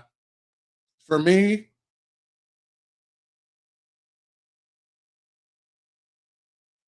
I think this. I became sort of biased as I was doing the match of the year. Because I watched them all, obviously. Bandito had like 6. Like, not on match of the year, but like when I'm looking up and I'm doing research as far as like, all right, because I had to dwindle his down to 2. Because he forced his way on there with like Takeshita in it, because it's just an episode of fucking Ring of Honor. Yeah. And I'm in like 37 minutes. And I'm like, bro, it's Bandito this year. Like, if it wasn't Bandito, I'm going with the impact of Gunther. That might be my pick. Yeah, I'm going with the impact of Gunther. Because not even just knocking off Cena in his last match, but I think if you just go from the predictability, sure, but he also did make him tap out. Yeah. But it's the build up to it. We knew before they even announced the tournament that Gunther was probably going to be Cena's last opponent.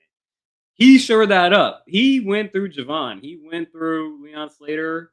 He went through LA Knight and gave 5-star performances in each and one of those. Yeah. Like, though, again, Bandito, that's just late, like you said, that's late shit. That's C2. No, I mean, he still did it early. Oh yeah, Gunther, I think cemented himself as one of the best wrestlers, if not the best wrestler. In the world. Yeah. Like, I think I might have to give it to Gunther for sure.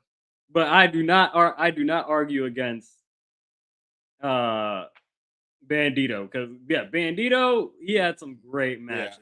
Yo, you were able to watch them all, right? All the nominees. No, come on! I was like, this is the one time you gotta watch them all. I didn't have a chance. I should have had a chance, but I didn't make time for it. Yeah. But yeah, I gotta go. I think my other real contenders outside of Bandito and Gunther, John Moxley. Yeah, of course. Yeah, I think so as well. I think it was more for me. It was more of a late push than through a year thing. But I'm sure if I go back and I rewatched everything, I probably would have felt a little higher. That's what I wouldn't put Moxley there, because, like I said, I sprinted to the podium with Superstar, where I'm like, okay, I already gave him the Oscar. Yeah, because thinking about even like right now, we're still sitting here like twiddling our thumbs, like waiting for Claudio or Pac to hit him in the back with a bat or something. So there's still no wasted motion with him. Yeah. He's been very storyline heavy. Yeah. All his stuff is impactful, but yeah. Fletcher was Hangman, he just doesn't have a bad match either. Yeah. Hangman is just solid. And then this was another really low-key Will Ospreay penalty. Will Ospreay injury, he could just take this whenever he would want. But. Women's in-ring worker. Io Sky, Lyra Valkyria, Stephanie Care, Mercedes Moné, Rhea Ripley, Athena. Anyone else we want to call out? Anyone else? Sol Ruka. Sure, Sol Ruka. Um, And for women's superstar, we didn't even nominate Naomi, and she was oh basically yeah, that same short-term, thing. like, Yeah, out due to injury or like pregnancy. well, yeah, what is it? What is it? Pup list. She's on the pup list. Yeah, she ain't in trouble. Unable to perform, Yeah, she's on the pup list right now. So yeah, Naomi absolutely deserves the nomination. If she was she's able a to run, nomination. if she was able to run out the year with Yeah. her title, She'd be superstar. Yeah, for sure. She'd be over for sure. Yeah, who you got for women's worker this year? Mercedes as worker. Yeah. Because not only she was great in character, she won all the belts, but I think the fact that she doesn't wrestle that often gives you makes you anticipate that when she does wrestle, you're gonna see a great performance. And every time, especially on these pop-up shows, whenever she's doing these matches, it's always one of the best matches on the card. Like, there's hardly a bad match on her ledger this year. Mm-hmm. No disrespect to Stephanie. I think obviously AEW is the workers' company. Yeah. Mercedes. Yeah, you could. I mean, low key, you might as well say that they're at advantage. Yeah, like, low key in that department. I think the other competitor here would probably be Io. Oh yeah, for sure. I mean, I know I was saying earlier on, I'm like, yo, Io is at where Asuka was. Mm-hmm. You know, as far as like in ring ability, she's and clearly Athena. Yeah, Athena is the case study of if a tree falls in the forest and nobody's around to see it, you know, doesn't matter. I say it matters. Yeah, she was doing the same thing that she was doing on the AEW on a weekly basis. Why isn't she on Dynamite? We're just like, yo, you gotta like, because she's too awesome. Like that must be it. Like, because she's got Ring of Honor on her back. That's her show. So it's like, yeah, Bandito is the Ring of Honor champion, but it's like, yo, that man's basically on Dynamite. Yeah. You know what I mean? So as far as like somebody who's on Ring of Honor and stays on Ring of Honor, yeah, that's her all day. But yeah, I agree. It's Mercedes. Unanimous sweep of the women's division. Wow. As superstar and worker of the year. And then, not to say, because to me, it came down to, it was Mercedes and Io. Yeah. Stephanie was in third, actually. Yeah, same here. So, okay. But yeah, I was going to say that because, man, Io and Rhea, you could crack that to me like, like Swerve and Hangman. Whenever you want to give me that, well, it's like before, remember we watched SmackDown and it was for the advantage for the War Games match of women's, and it was like Asuka versus Charlotte, and you were like, we're watching this on fucking SmackDown. Like, that's how I feel like about that now. Like, we shouldn't be able to see that now at this point. Yeah. Granted, they're on a tag team, so maybe we can get the tag team championships and then they can implode and then they can make us pay to watch on ESPN Plus for the low price of $29.99 or whatever it is. Yeah, we got to pay to see that one. Yeah. But yeah. Shout out to Mercedes, unanimous champ. Yeah. We got to look on the ledger to see if she's the first unanimous champ. Oh yeah, of the Uppies. We didn't. I'm sure. Well, there was no women's worker last year. That's a new category. Let me see if we had any. There was no women's worker last year. It was just women's superstar. Even though I had men's worker, and I was like, that's sexist. Let me see. Because I added like 5 categories before you even said. Yeah, I was trying to find last year's. I thought we had last year's. Yeah, it's up there. Okay. I'm trying to see. Did we have any unanimous? Oh yeah, there was some that were unanimous. Yeah, Tony won Superstar of the Year. Yeah, we didn't have worker. Yeah, no worker didn't exist. Faxium tag team. So yeah, I guess no. Mercedes is the first double unanimous, I guess. Yeah, exactly. Another ladder on her belt. Let's get to the tag team of the year. This one was actually kind of tough for me, to be honest. The nominees we got, because we don't have women's tag team on here, because it's hard to think about. I was thinking about if we should have women's. I mean, next Uppies we will have a women's because now we have women's tag team titles over on AEW. So that was the defining factor for me, where it's like, well, those women in the tag team division don't have the crutch of like an official division yet. Yeah. So now they do. Yeah. But okay, that's where the dividing line was. But anyway, tag team of the year, we got the nominees FTR, Charlexa, the Young Bucks, Brodito, Babes of Wrath, the Hurt Syndicate, and Jet Speed. You can nominate the Hardys on here. Yeah, you could throw them on here. They were double champs for a bit. What was the Iconics' new name on TNA? The Inspiration. The Inspiration. Yeah, They're tag They're team back. champions. FTR, big note. They finally got their 2-time or 3-time. Yeah. AEW tag team champions. The Usos. The Usos now at the end of the year 9 times. Whatever. But like I said, that's at the end of the year. That don't count. Or not that it doesn't count. It counts, but that's not enough to even make the nomination for the year. Jet Speed had a lot of burn this year on AEW. Fraxium. Yep. They won last year. Those were our champions last year. They were the tag team. How long? They were still in NXT halfway through the year, right? Oh yeah, that's a good question. Of like, when did they officially get called up? Because I feel like because they lost the titles to Hank and Tank, and that was definitely this year, and I did not enjoy that. Yeah, and I was just like, yeah, I think that might have been at Vengeance Day. I think we might have seen that. This came down to 2 once again. Usually, I mean, I'm giving respect to this. This is the condensing of the year, obviously, looking at the Uppies. Yeah. But this came down to 2 for me, very easily. Who are 2? The Young Bucks and Charlexa.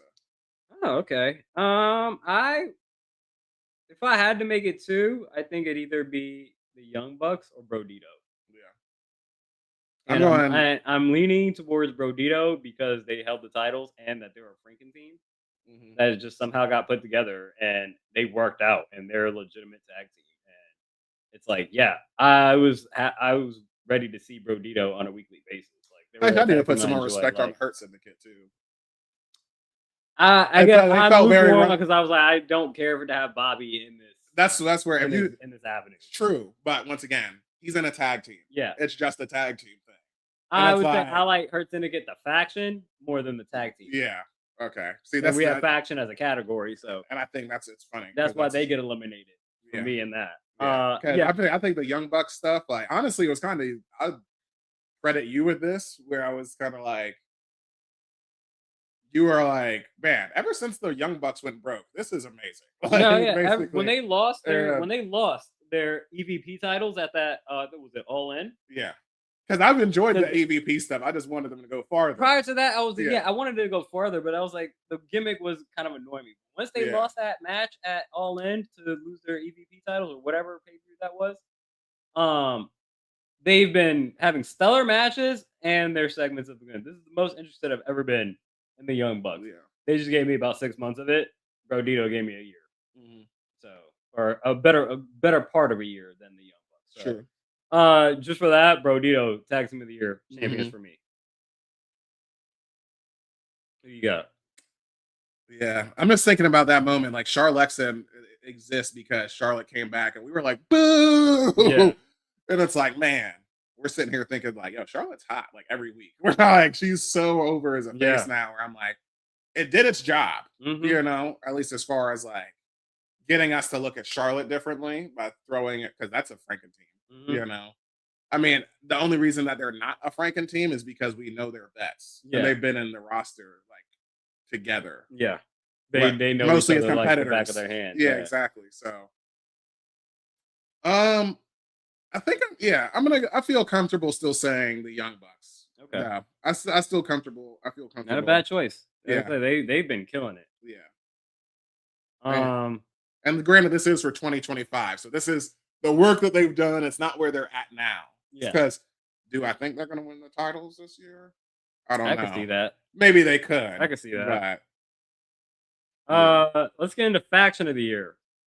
We have, let me go through the nominees. Yeah, the MFTs, the Wide Six, Don Callis family, the Death Riders, the Vision, Judgment Day. Anybody else? You can call it Fatal Influence. Yeah, thought about them. Yeah, for sure. Outside looking in. Who else would I have? The Conglomerate. The Conglomeration. Yeah, that's right. The Conglomeration. Outside looking in. That's a found family of losers. Mm-hmm. That's a great gimmick for them. Hurt Syndicate. Hurt Syndicate should be in here for sure. The Demand. Yep. Outside in. also late put together, but made valid with Ricochet's national title Mhm. win. For me, once again, really a three-headed monster because I kept going back and forth with Judgment Day Mhm. because in tag team specifically, because both Judgment Days, men's and Yeah. women's, held titles, Yeah. We didn't and even just Judgment. acknowledge them then. So yeah, they're Yeah, definitely got to be acknowledged as tag teams. yeah, both held titles, Mhm. and their de facto leader is a double champ.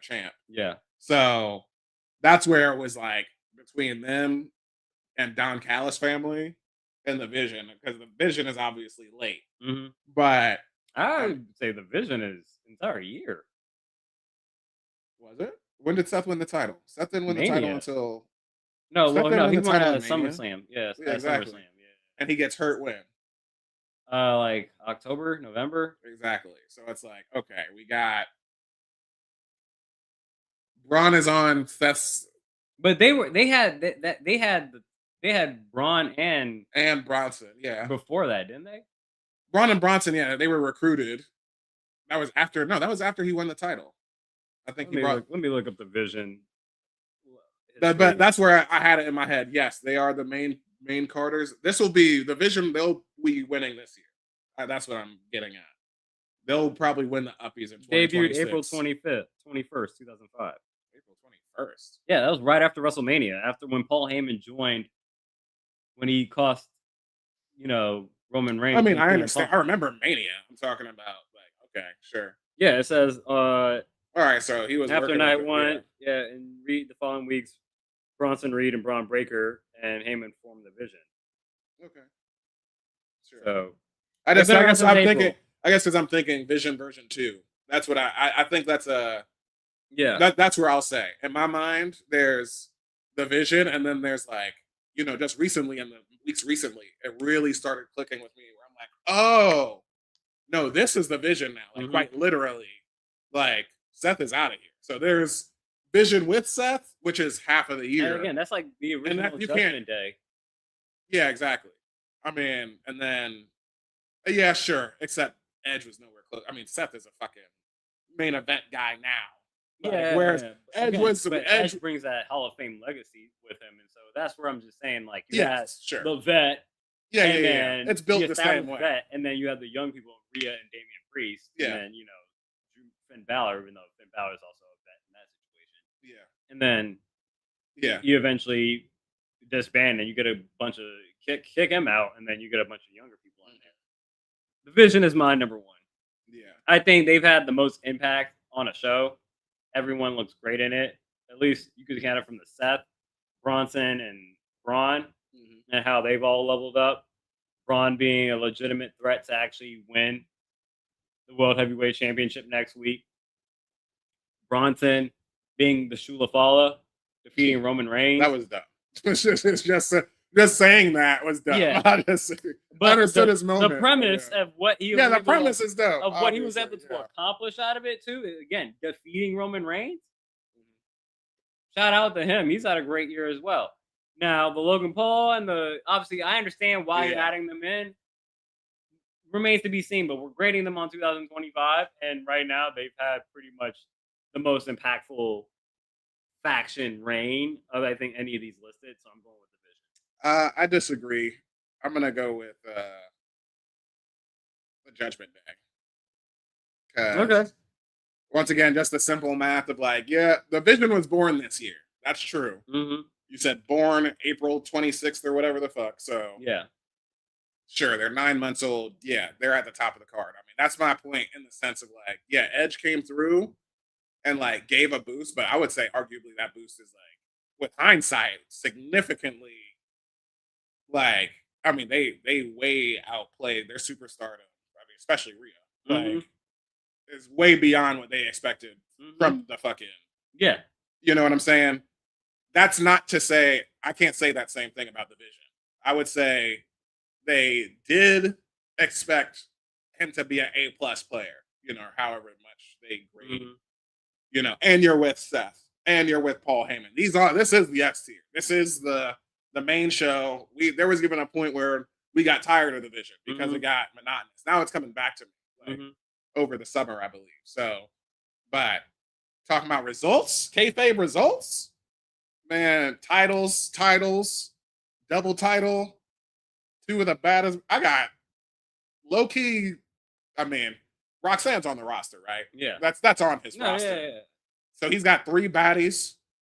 I mean, 2 now, but like the former Rhea, yeah, it's not even close. Like, it's not even close. All right, that's good rationale. Like he thought it was gonna be smoke with the old baby mama. You know what I'm saying? She came back like, no, I'm okay. I'm down with the threesome. Like that's like what? Baby Liv, you good? He said she's a white she devil. Let's get into men's and women's also. So love there. Unisex success. Yeah. Across that.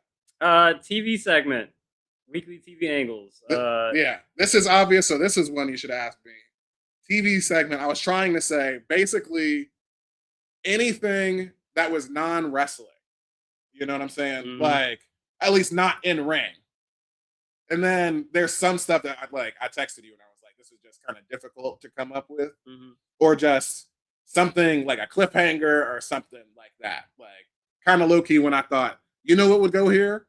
Would be my fucking Saquon Sugars. Mhm. You know, his like acting like Oscar. Yeah. I'll be like, that would be a nominee right here. Saquon Sugars like actually good acting backstage. But the nominees, or it was just like, you know, just something emphatic, basically OMG moment that's not on a pay-per-view also.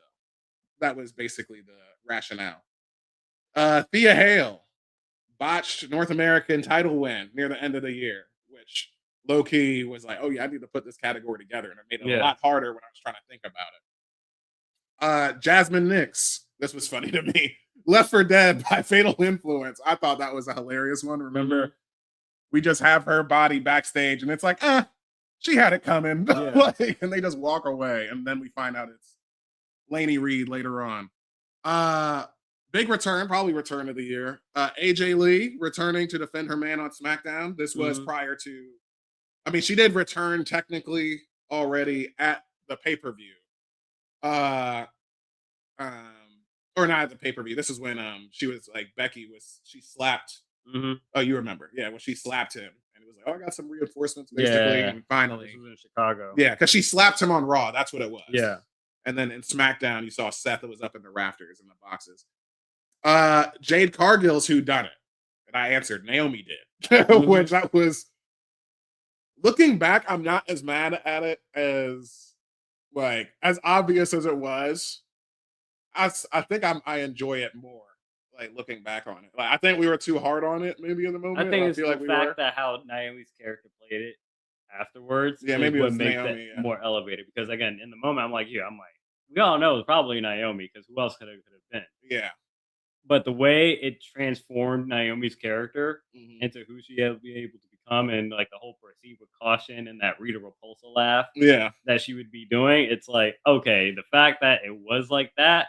And it did feel obvious, and then the way her character evolved into what she is now, it makes you reminisce on it a little bit more fondly than when it was happening in the moment. Because right now, that's a little bit my favorite right now. The last one we have is the Young Bucks becoming Broke Bucks.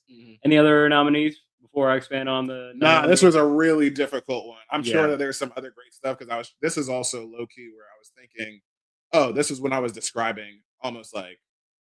Sort of splitting, if I'm splitting hairs of gimmick of the year, that'd be like breakout star and also like wrestling segment because like that's a gimmick, the Young Bucks going broke. You know what I'm saying? So that's also what put that in I think about all the segments that they had. I was like, yeah, exactly. That's like if you have a continued thing, that's why I was like, it's sort of like that's why I had it as weekly segments because it was like at least they went on for a little bit, but it was just like OMG moment that happened on weekly television, basically. I would say. Well, see, the thing is too with the Naomi and Jay thing, like Jay came back during Elimination Chamber and immediately attacked Naomi, and it was beat like, the shit out of Naomi too. And so like that happened at a pay-per-view, so that technically is almost like an OMG moment, then rather than like how the actual whodunit was not even really discussed. It was kind of like, oh yeah, Jade's been out. Yeah. But, that's true. Yeah, that's true. This is a tough category. This is Yeah. a very hard category, honestly.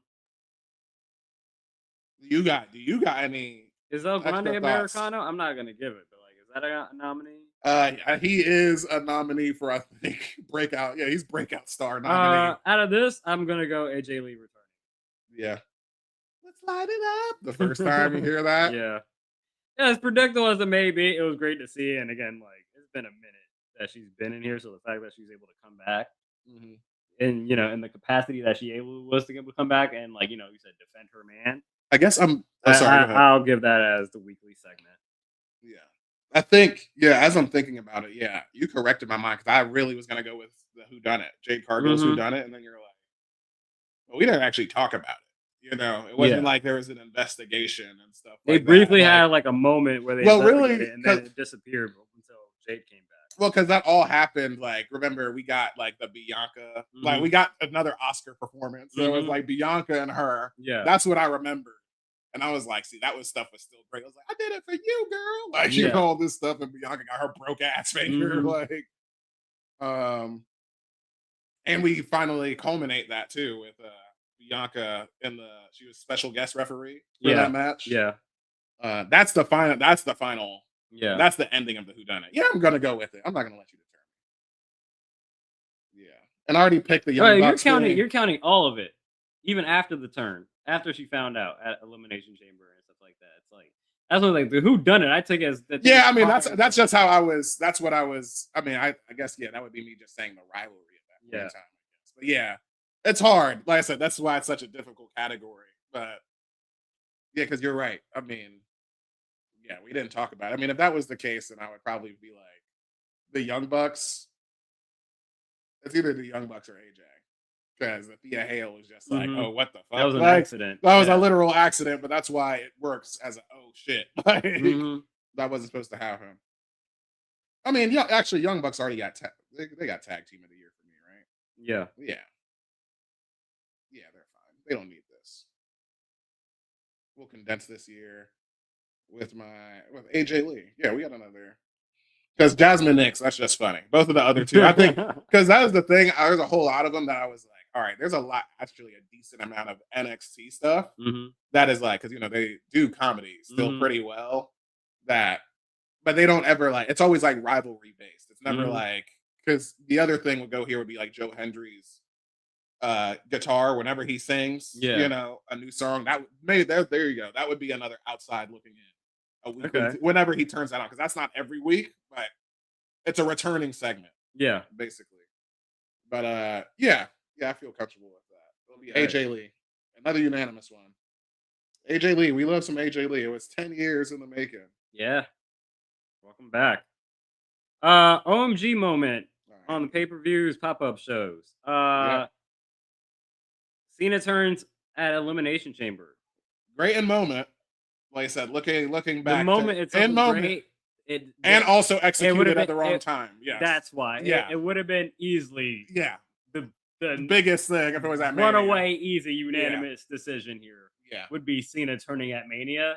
You did add an Elimination Chamber. You're out of contention for me. Seth on his fake injury at SummerSlam cashes in on his fake injury at SummerSlam, winning the title against CM Punk after CM Punk just beat Gunther. Yep. Arguably the biggest moment of the year. I mean, including like Mania. Yeah. How did Mania end? Mania ended. Well, if you go with the CM Punk, Paul Heyman. No. What's night 2 Mania? How did it end? That was Cena. Okay. Wasn't it? Yeah. I believe that was Cena. Ospreay Fletcher Spanish Fly at Revolution. Oh my god, yo! You talk about bro. Like, just go back and watch those entrances. Like what kids would say, the aura farming going on. Like these guys are gonna tear the fucking house down. Oh my god! Like everybody's Ospreay. Fletcher's just like plugging his ears on top of the cage.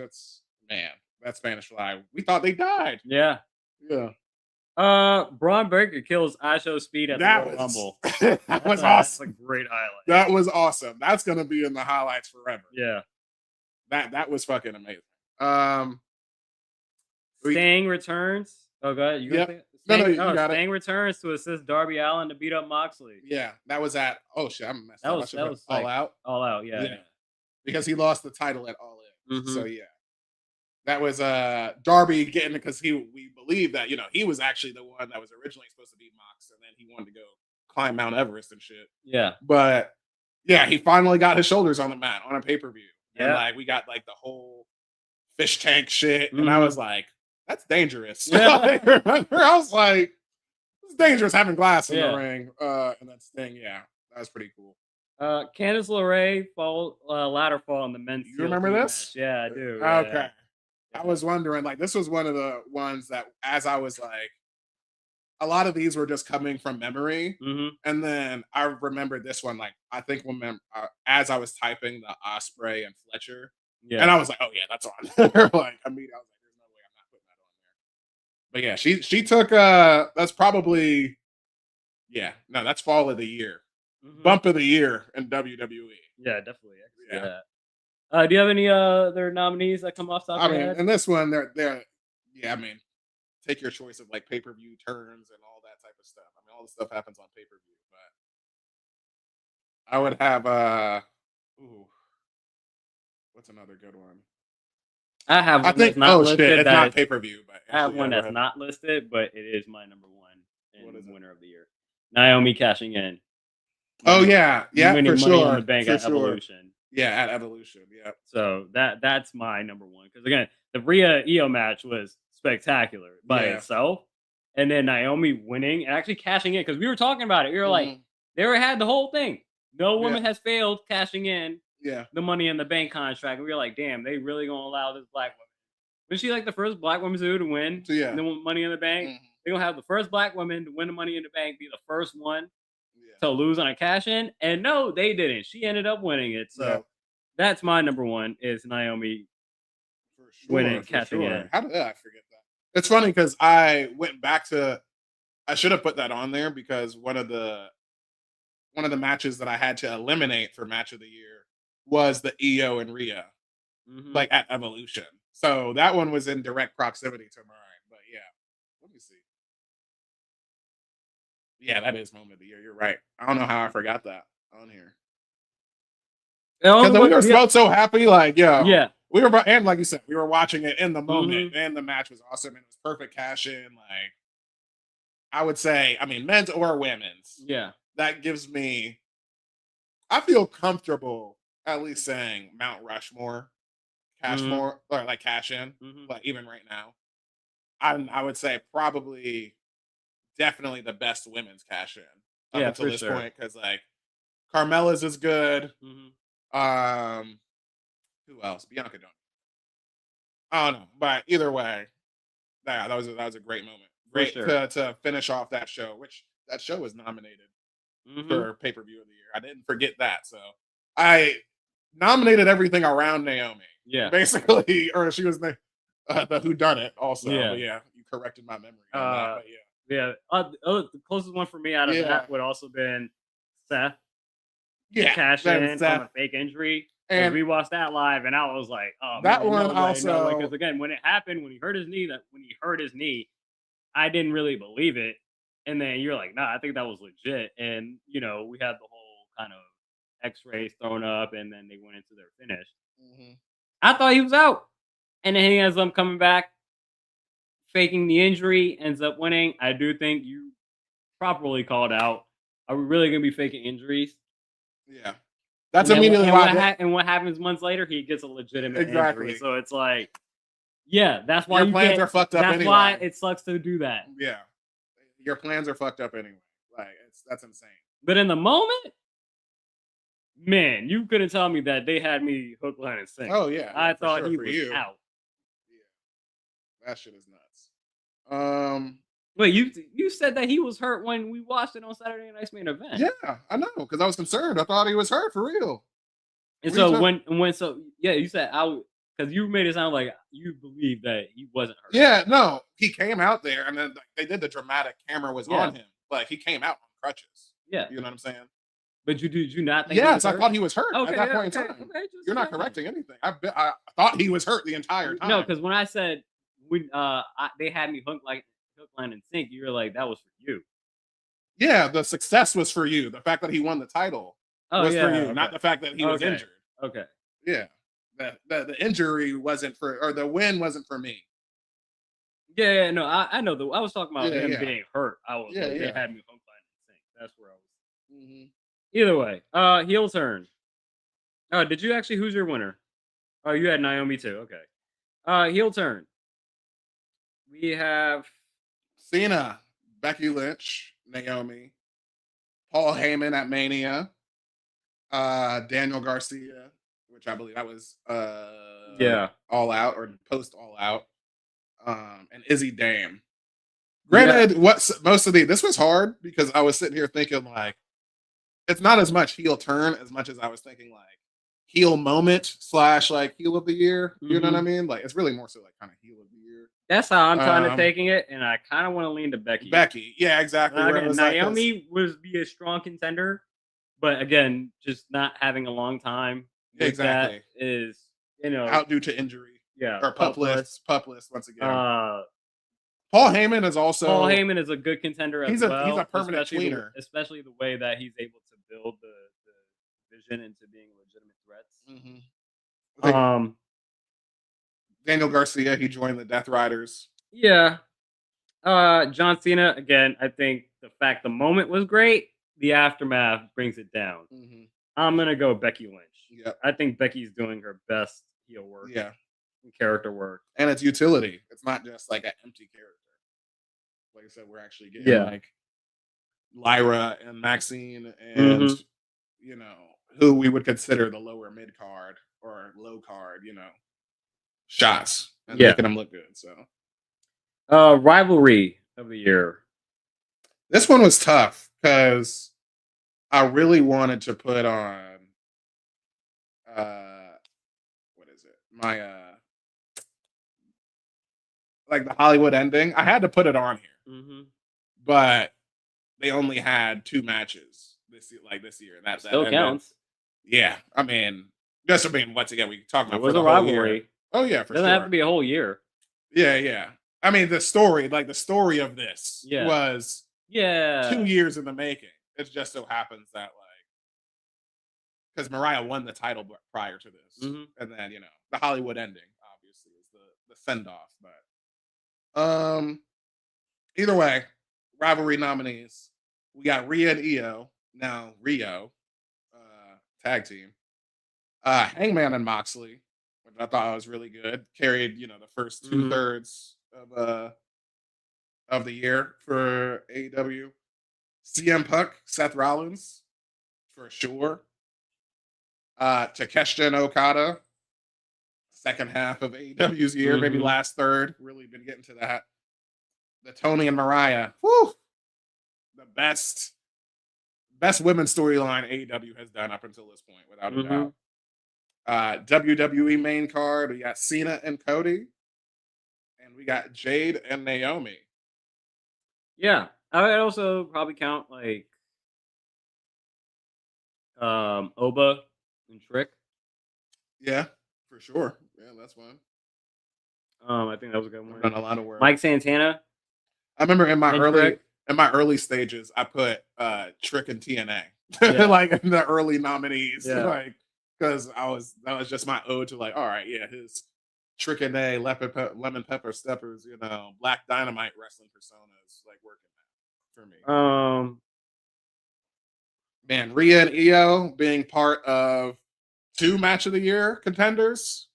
Yeah, I remember Mania. I think the fact that they're not rivals is kind of tainting my experience. I kind of want to go CM Punk and Seth Rollins just for the fact that we got a major title change between those 2. And it was immediately. And Rhea and Io are next. He cashed it in on him when he thought he had his leg hurt, and the fact that now Punk is champion right after Seth had to relinquish the title. Just kind of adds more salt in the wound for Seth Rollins. And so it just continues that ever long, eternal battle that Seth Rollins and CM Punk, that I'm going to go with Seth Rollins and CM Punk. Yeah. Takeshita and Okada, I've really enjoyed. That would be a contender. It's just late right now. Yeah, it's late. That's exactly where I was going to go. I feel like we're not Too going to get late. the end of it until next year. And so Yeah. if they give you at least 6 months, you'll be qualified for Mhm. 2026. And that's kind of where I was at with it, where it's like, Mhm. because even the Hollywood ending is at Revolution, and that's in March. Mhm.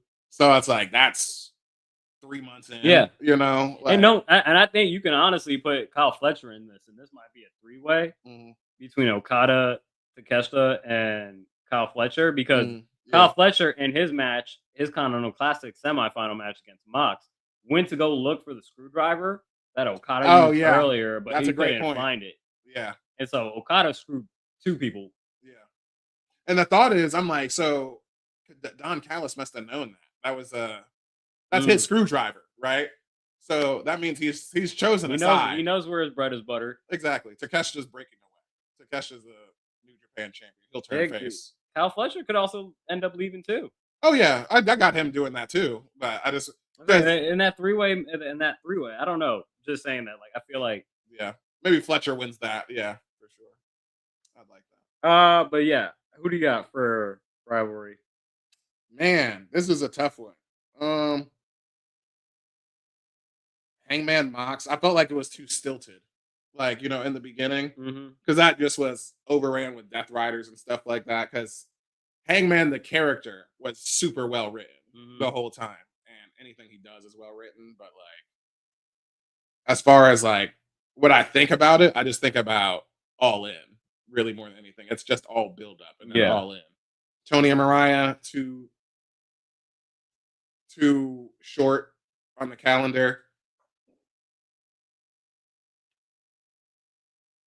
I mean, Just because it's short doesn't mean it wasn't a great rivalry. That's what I'm just saying. Like, yeah. if you feel that confident in it, you love it. I mean, it's the You thing just I gotta- love. It's you- definitely the thing I love the most on here. You Like, gotta without a give it. doubt. You gotta give it. Like, I think this case, like, time length shouldn't really matter. It's more of like, even if you're able to build it within 2 months, like, Yeah, that was still the best rivalry that you've probably seen. yeah.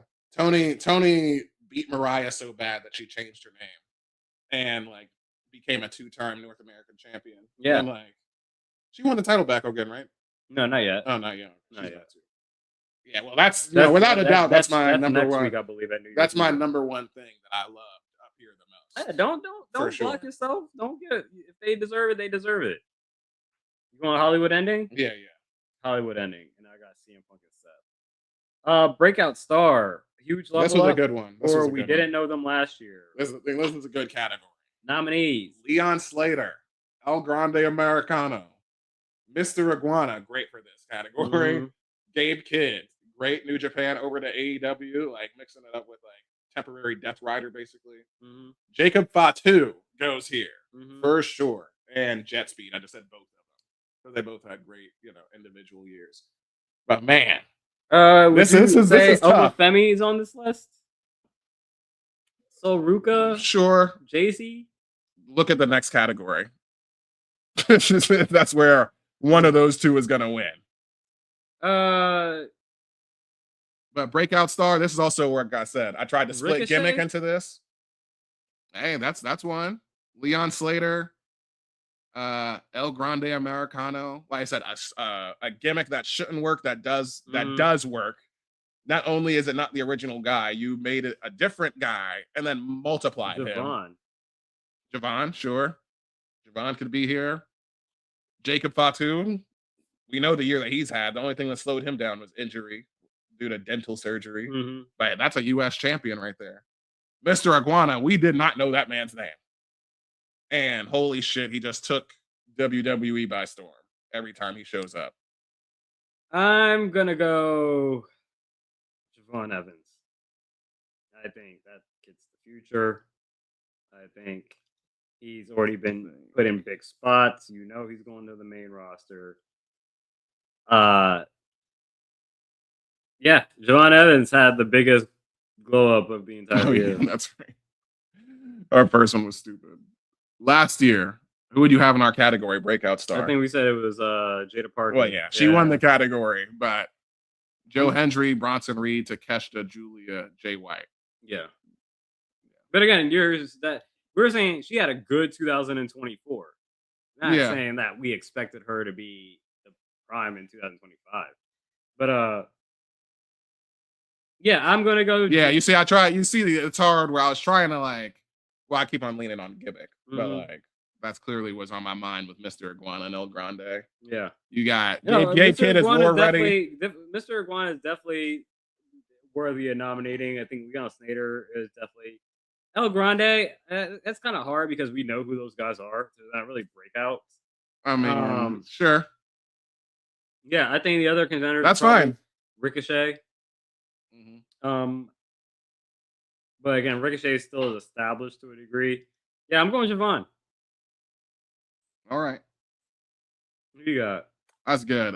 Ricochet is a good answer for this, but my answer was I felt like it was pretty obvious because, like you said, time don't really matter. I felt like it wasn't enough time because he had the majority here. Jacob Fatu. Yeah. Jacob Fatu for sure. Because when he comes back, I mean, we know he has the ability to hold either one of those main titles. Now it's just a matter of, booking. Is he going to be sucked into like one of the vortexes of the mid card? You know what I'm saying? When it's like him holding that US title. And first of all, he wouldn't put on no US title open challenge. That ain't happening. And even if you did, that's gonna be like, I feel like that lineup is changing. That'll be Kit Wilson challenge. It'll be like squash matches. That's when he's holding the title. But yeah, Don't Jacob forget, Fatu. What about Stephanie? Stephanie, amazing year for sure. Like I said, she did all you could do at every level. So yeah, I'm gonna stick with Javon. Finally, our last two. Finisher. Oh, we actually have we got 4 more. Actually, yeah. Finisher. I didn't put the Soul Ruka's Soul Slasher, Bandito's 21 Plex, Leon Slater Swanson 450, Hangman, Buckshot Lariat, Braun Breaker, Super Spear, Obafemi, Fall from Grace, Jade Cargill, Jaded. Any other ones you want to call out? No, this was just I really tried to put on new finishers, obviously, right? Something that's not done before is more impressive than anything. Yeah. But obviously, wrestling has existed for 100 years. Literally, CMLL is 108 years old or whatever. You ain't gonna find no new finishers unless it's the Swanton 450. Yep. So that's where it's like Soul Snatcher makes a really tough push for it. Yeah. But I do think the fact that he's like not only doing a 450, but he actually holds it. He holds it for the Swanton. It's like, on BMX bikes when they do like big air or something like that, they do like the kind of Superman and they like fully extend. And then now, yeah, exactly. And then they like it's kind of the same thing with the Swanton 450 that it has to be the pick. Yeah. But I would say my second would be the Soul Snatcher. Yeah. Exactly. Buckshot Lariat's up there for the consistency. I think the Super Spear, that's reflected in me saying the Vision is the faction of the year. And I mean, Jade Cargill, she's on her. And Fall from Grace. Those are just both finishers from the dominant forces that we got in WWE. And they should be booked as such. So, all right. Last of the classics. Big match, our big categories, the top of the line. Match of the year. Yeah, this is album of the year right here, basically. This is the hardest one. I put in the work. I watch all 8 of these like this. Yeah. 2 of these I'll write off immediately. I think the Leon Slater and Javon Evans match at TNA, one of their, I forget which show it was. Well, let's go through the nominees. Yeah, good. Let's go. First on the nominee, Io Sky over Bianca and Rhea at WrestleMania 41. 20 minutes of breakneck pacing with 0 breathing room. These are just my notes, clearly, that you're reading. Hangman over Moxley at not Team Deathmatch. It was TDM. Texas Deathmatch. Texas Deathmatch. Yeah. At All In, AEW's men's best long-term booking up to this point. Tony Storm over Mercedes at All In, best women's wrestling match of this year with the surprise ending. Hangman over Ospreay at Forbidden Door. There's no way to not have Ospreay match nominated. This was similarly. I was like, I can't like not just penalize Ospreay for being injured. Where it's like he's got plenty of shit. Bandito Takeshita at Ring of Honor Supercard of Honor, probably the best actual best with Prime wrestlers. John Cena over AJ Styles at Crown Jewel. Perth. This was why people were addicted to nostalgia. Bandito Hechicero, #1 at Ring of Honor. Death Before Dishonor. Who needs faces for storytelling? Yeah. Leon Slater versus Javon Evans. No contest at TNA Bound for Glory. I don't know how many wrestlers have the cardio or timing like this in ring. And Saya Kamati, how do you say that? Saya Kamatani And Yeah. Tom Nakano. Career versus career at Stardom Grand Queendom for context. The other matches below. This is a great lineup of matches. I do think the last two are written off, like just due to we did not respect. Obviously, we know we've been slacking on the Japanese wrestling.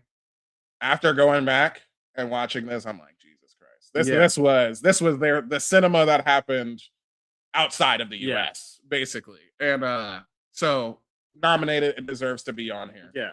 And the Javon Evans, Leon Slater, absolutely amazing for the time that we had it. If you remember correctly, Dark State comes and fucks it up because Dark State. So had we at least had just a straight up winner, this would probably be the winner. But just due to those two, both of those matches, I think even if we had a winner, it might have probably been #3 because #2 on my list is, and it's very hard for my #2, Bandito Takeshita at Ring of Honor. Wow. Is #2 for me. That is real. That's probably Takeshita and Bandito is your pick? Yeah, no. I said that's #2. Okay. #1, and it's been a #1 since it happened. Yeah. Rhea. Okay. Yeah. Bianca at WrestleMania 41. That there's nothing to say about that. That's usually the Bandito and Takeshita put a barn burner on there. That is very close to being a #1 match of the year. Any other year, that is #1 match of the year. Rhea, Io, and Bianca at WrestleMania 41. Obviously, the stakes of Bianca getting her first actual pin loss at WrestleMania. First time a Japanese wrestler in God knows how long won at WrestleMania. Yeah, easily. Io. At first, I thought you were saying, because we said that in the moment for sure. Because did you at least watch that one back? No. Jesus. Okay. Well, like I said, you were reading my notes as you were going through the matches, and yes, that's exactly what I said. It doesn't stop. It starts and then it doesn't stop until Io's champion. So, or she's already champion, but until she retains. But at first, I thought you were saying Bandito and Takeshita was your pick. I was gonna say, are you serious? I came super close to Hangman and Ospreay. I don't know if you remember this storytelling. I was winning the Owen, but basically he damaged his arm to the point that the hidden blade didn't hurt Hangman anymore, and he hit him with it, but it just did nothing basically. And I was like, oh shit, this is when Hangman leveled up. But my thought has got to be match of the year. Like I said, this is definitely AEW's award, but this is a WWE clean sweep because it's not going to be that. But the John Cena, AJ Styles, for the history books, I think this is where I'll acknowledge Cena and the Uppies for this year because he won the honorary Uppie Award, the the lifetime achievement, But us also talking about almost Moxley-esque, just late in the year after losing the title, still putting on, or not, I shouldn't say after losing the title. He put on great matches while you had the title, but there's a real argument that this is his best, just wrestling in-ring streak of his entire career. Yeah. And let alone with the other pillar of a generation of wrestling and them just fully leaning into it. WWE finally, I guess it's also, they get pushed up here because WWE we're in the modern era where they will acknowledge at least other companies have a fucking pulse, so yeah, pulling out all of the TNA finishers from his side. He's pulling out Angel Wings from Christopher Daniels and the Black Hole Slam from Abyss. He's not a backstage producer in WWE now. Cena's pulling out a Walls of Jericho, a freaking just everything. So in the sense of like when you think about Are you wrestling or making the just pick? yes. Okay. Shut up. No, stop. Hey, I can do this. Hey, we're This is the Uppies. This we're is the a Uppies. 3-hour episode almost. 2 So hour and we're in the 15. Uppies. This is the end of the year. But if we're talking about writing the history of wrestling, I'm gonna put this match in there. Okay, yeah. And that was I wish you would have not stepped on my toes right. And I was right at the finish line, but that's all right. I So know I what's was your pick? I just told you. I just told you. It's Cena? AJ. Okay, Yeah, it's okay. AJ and John Cena. I was like, it's a monologue because it deserves that monologue. Okay. It's a love letter to the generation of wrestling that we're in, or that we grew up in. All right. Last 2 categories here. New categories. Uh we have TV show of the year. Okay. So these are just basically the regular shows that we're talking about. Weekly. WWE Raw, SmackDown, NXT, Dynamite, Collision, Impact, All right. Evolve, AEW Dynamite. Dynamite. Yeah. I literally created this category because I was like, yeah, I have to give Dynamite a shout out. Dynamite has been spectacular this year. This is, I think, one of their best years that they've put out in a long time. And yeah, it was far and above the contender. They had, especially the last 2 months, 3 months that they've been doing. It's been spectacular. A lot of great entertaining matches, and they had some pretty good storylines, especially when everyone's dealing with injuries, but they did a good job of maintaining that as well. So shout out to Dynamite for being a TV show of the year. Yep. Easily. And pay-per-view PLE of the year nominees: AEW Revolution, WWE Evolution, WWE Elimination Chamber, AEW All In Texas, AEW Double or Nothing, and WrestleMania 41. This was easy for me. It was AEW Revolution. That because there's not another 3-match run between Hollywood ending, Osprey and Fletcher, and Lord forgive me, Moxley and not Hangman. Moxley, forgive me. Why am I blanking? Oh my gosh. That's my 3-match run though. Excuse me. Go ahead. What you got for pay-per-view of the year? Yeah, Moxley defeated Adam Cole and Christian Cage. Technical Yeah, no, that's not it. That's not the one. Ospreay defeated Kyle Fletcher, Steel Cage. Oh, Kenny Omega and Takeshita. That's what it Yeah. was. Takeshita or Omega beat Kenny Omega for the international title. That is a good one. That 3-match run between those 3 matches. There was not any other 3 matches on the calendar in a row that I cared about more than those 3. Like it was just magnificent. The WrestleMania and SummerSlam. I didn't put SummerSlam on here. Yeah, that was I think that's really that exclamation point is Seth winning the title. But I found it kind of complicated. I know we're supposed to count I guess both nights. Yeah. But sure. I mean, obviously, I guess that's like they're at an advantage because they got like a double day. But I mean, AEW puts on like 10 matches on a card. But that's one match. Or I mean, that's one show. I'm just saying, they number of wise, they pretty much equate as far as how many matches they put out on a single card. That's like their most that they would ever do. I think I might go all in. Yeah. That was my when I put the shocking ending or on the match for All in Texas, I was talking about, I just had Mercedes winning. Yeah, I mean that 3 right there of Tony defeating Mercedes, Kenny losing to Okada to unify the championships, and then Hangman getting the obvious win. But again, it was still worthwhile for the build. You still had the Hurt Syndicate getting the win over Jet Speed and the Patriarchy.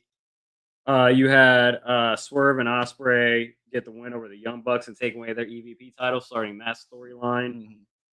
Dustin Rhodes getting the surprise win because we had to have the Adam Cole had to vacate the title, and we had a 4-way match that we damn sure thought Kyle Fletcher was going to win. Yeah.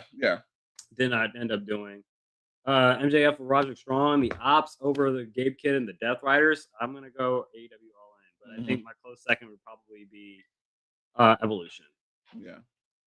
I think that's the more, that is their WrestleMania, right? So that is, as you read it off, I'm like, all right. It's not that I didn't care as much, or I did care about all 3 of that 3-match run right there you just named. But like when you say it's not as you feel like it's predictable, or Mhm. some of them just a guaranteed win. Where like all three of those, I was like, this shit's up right now. So Yeah.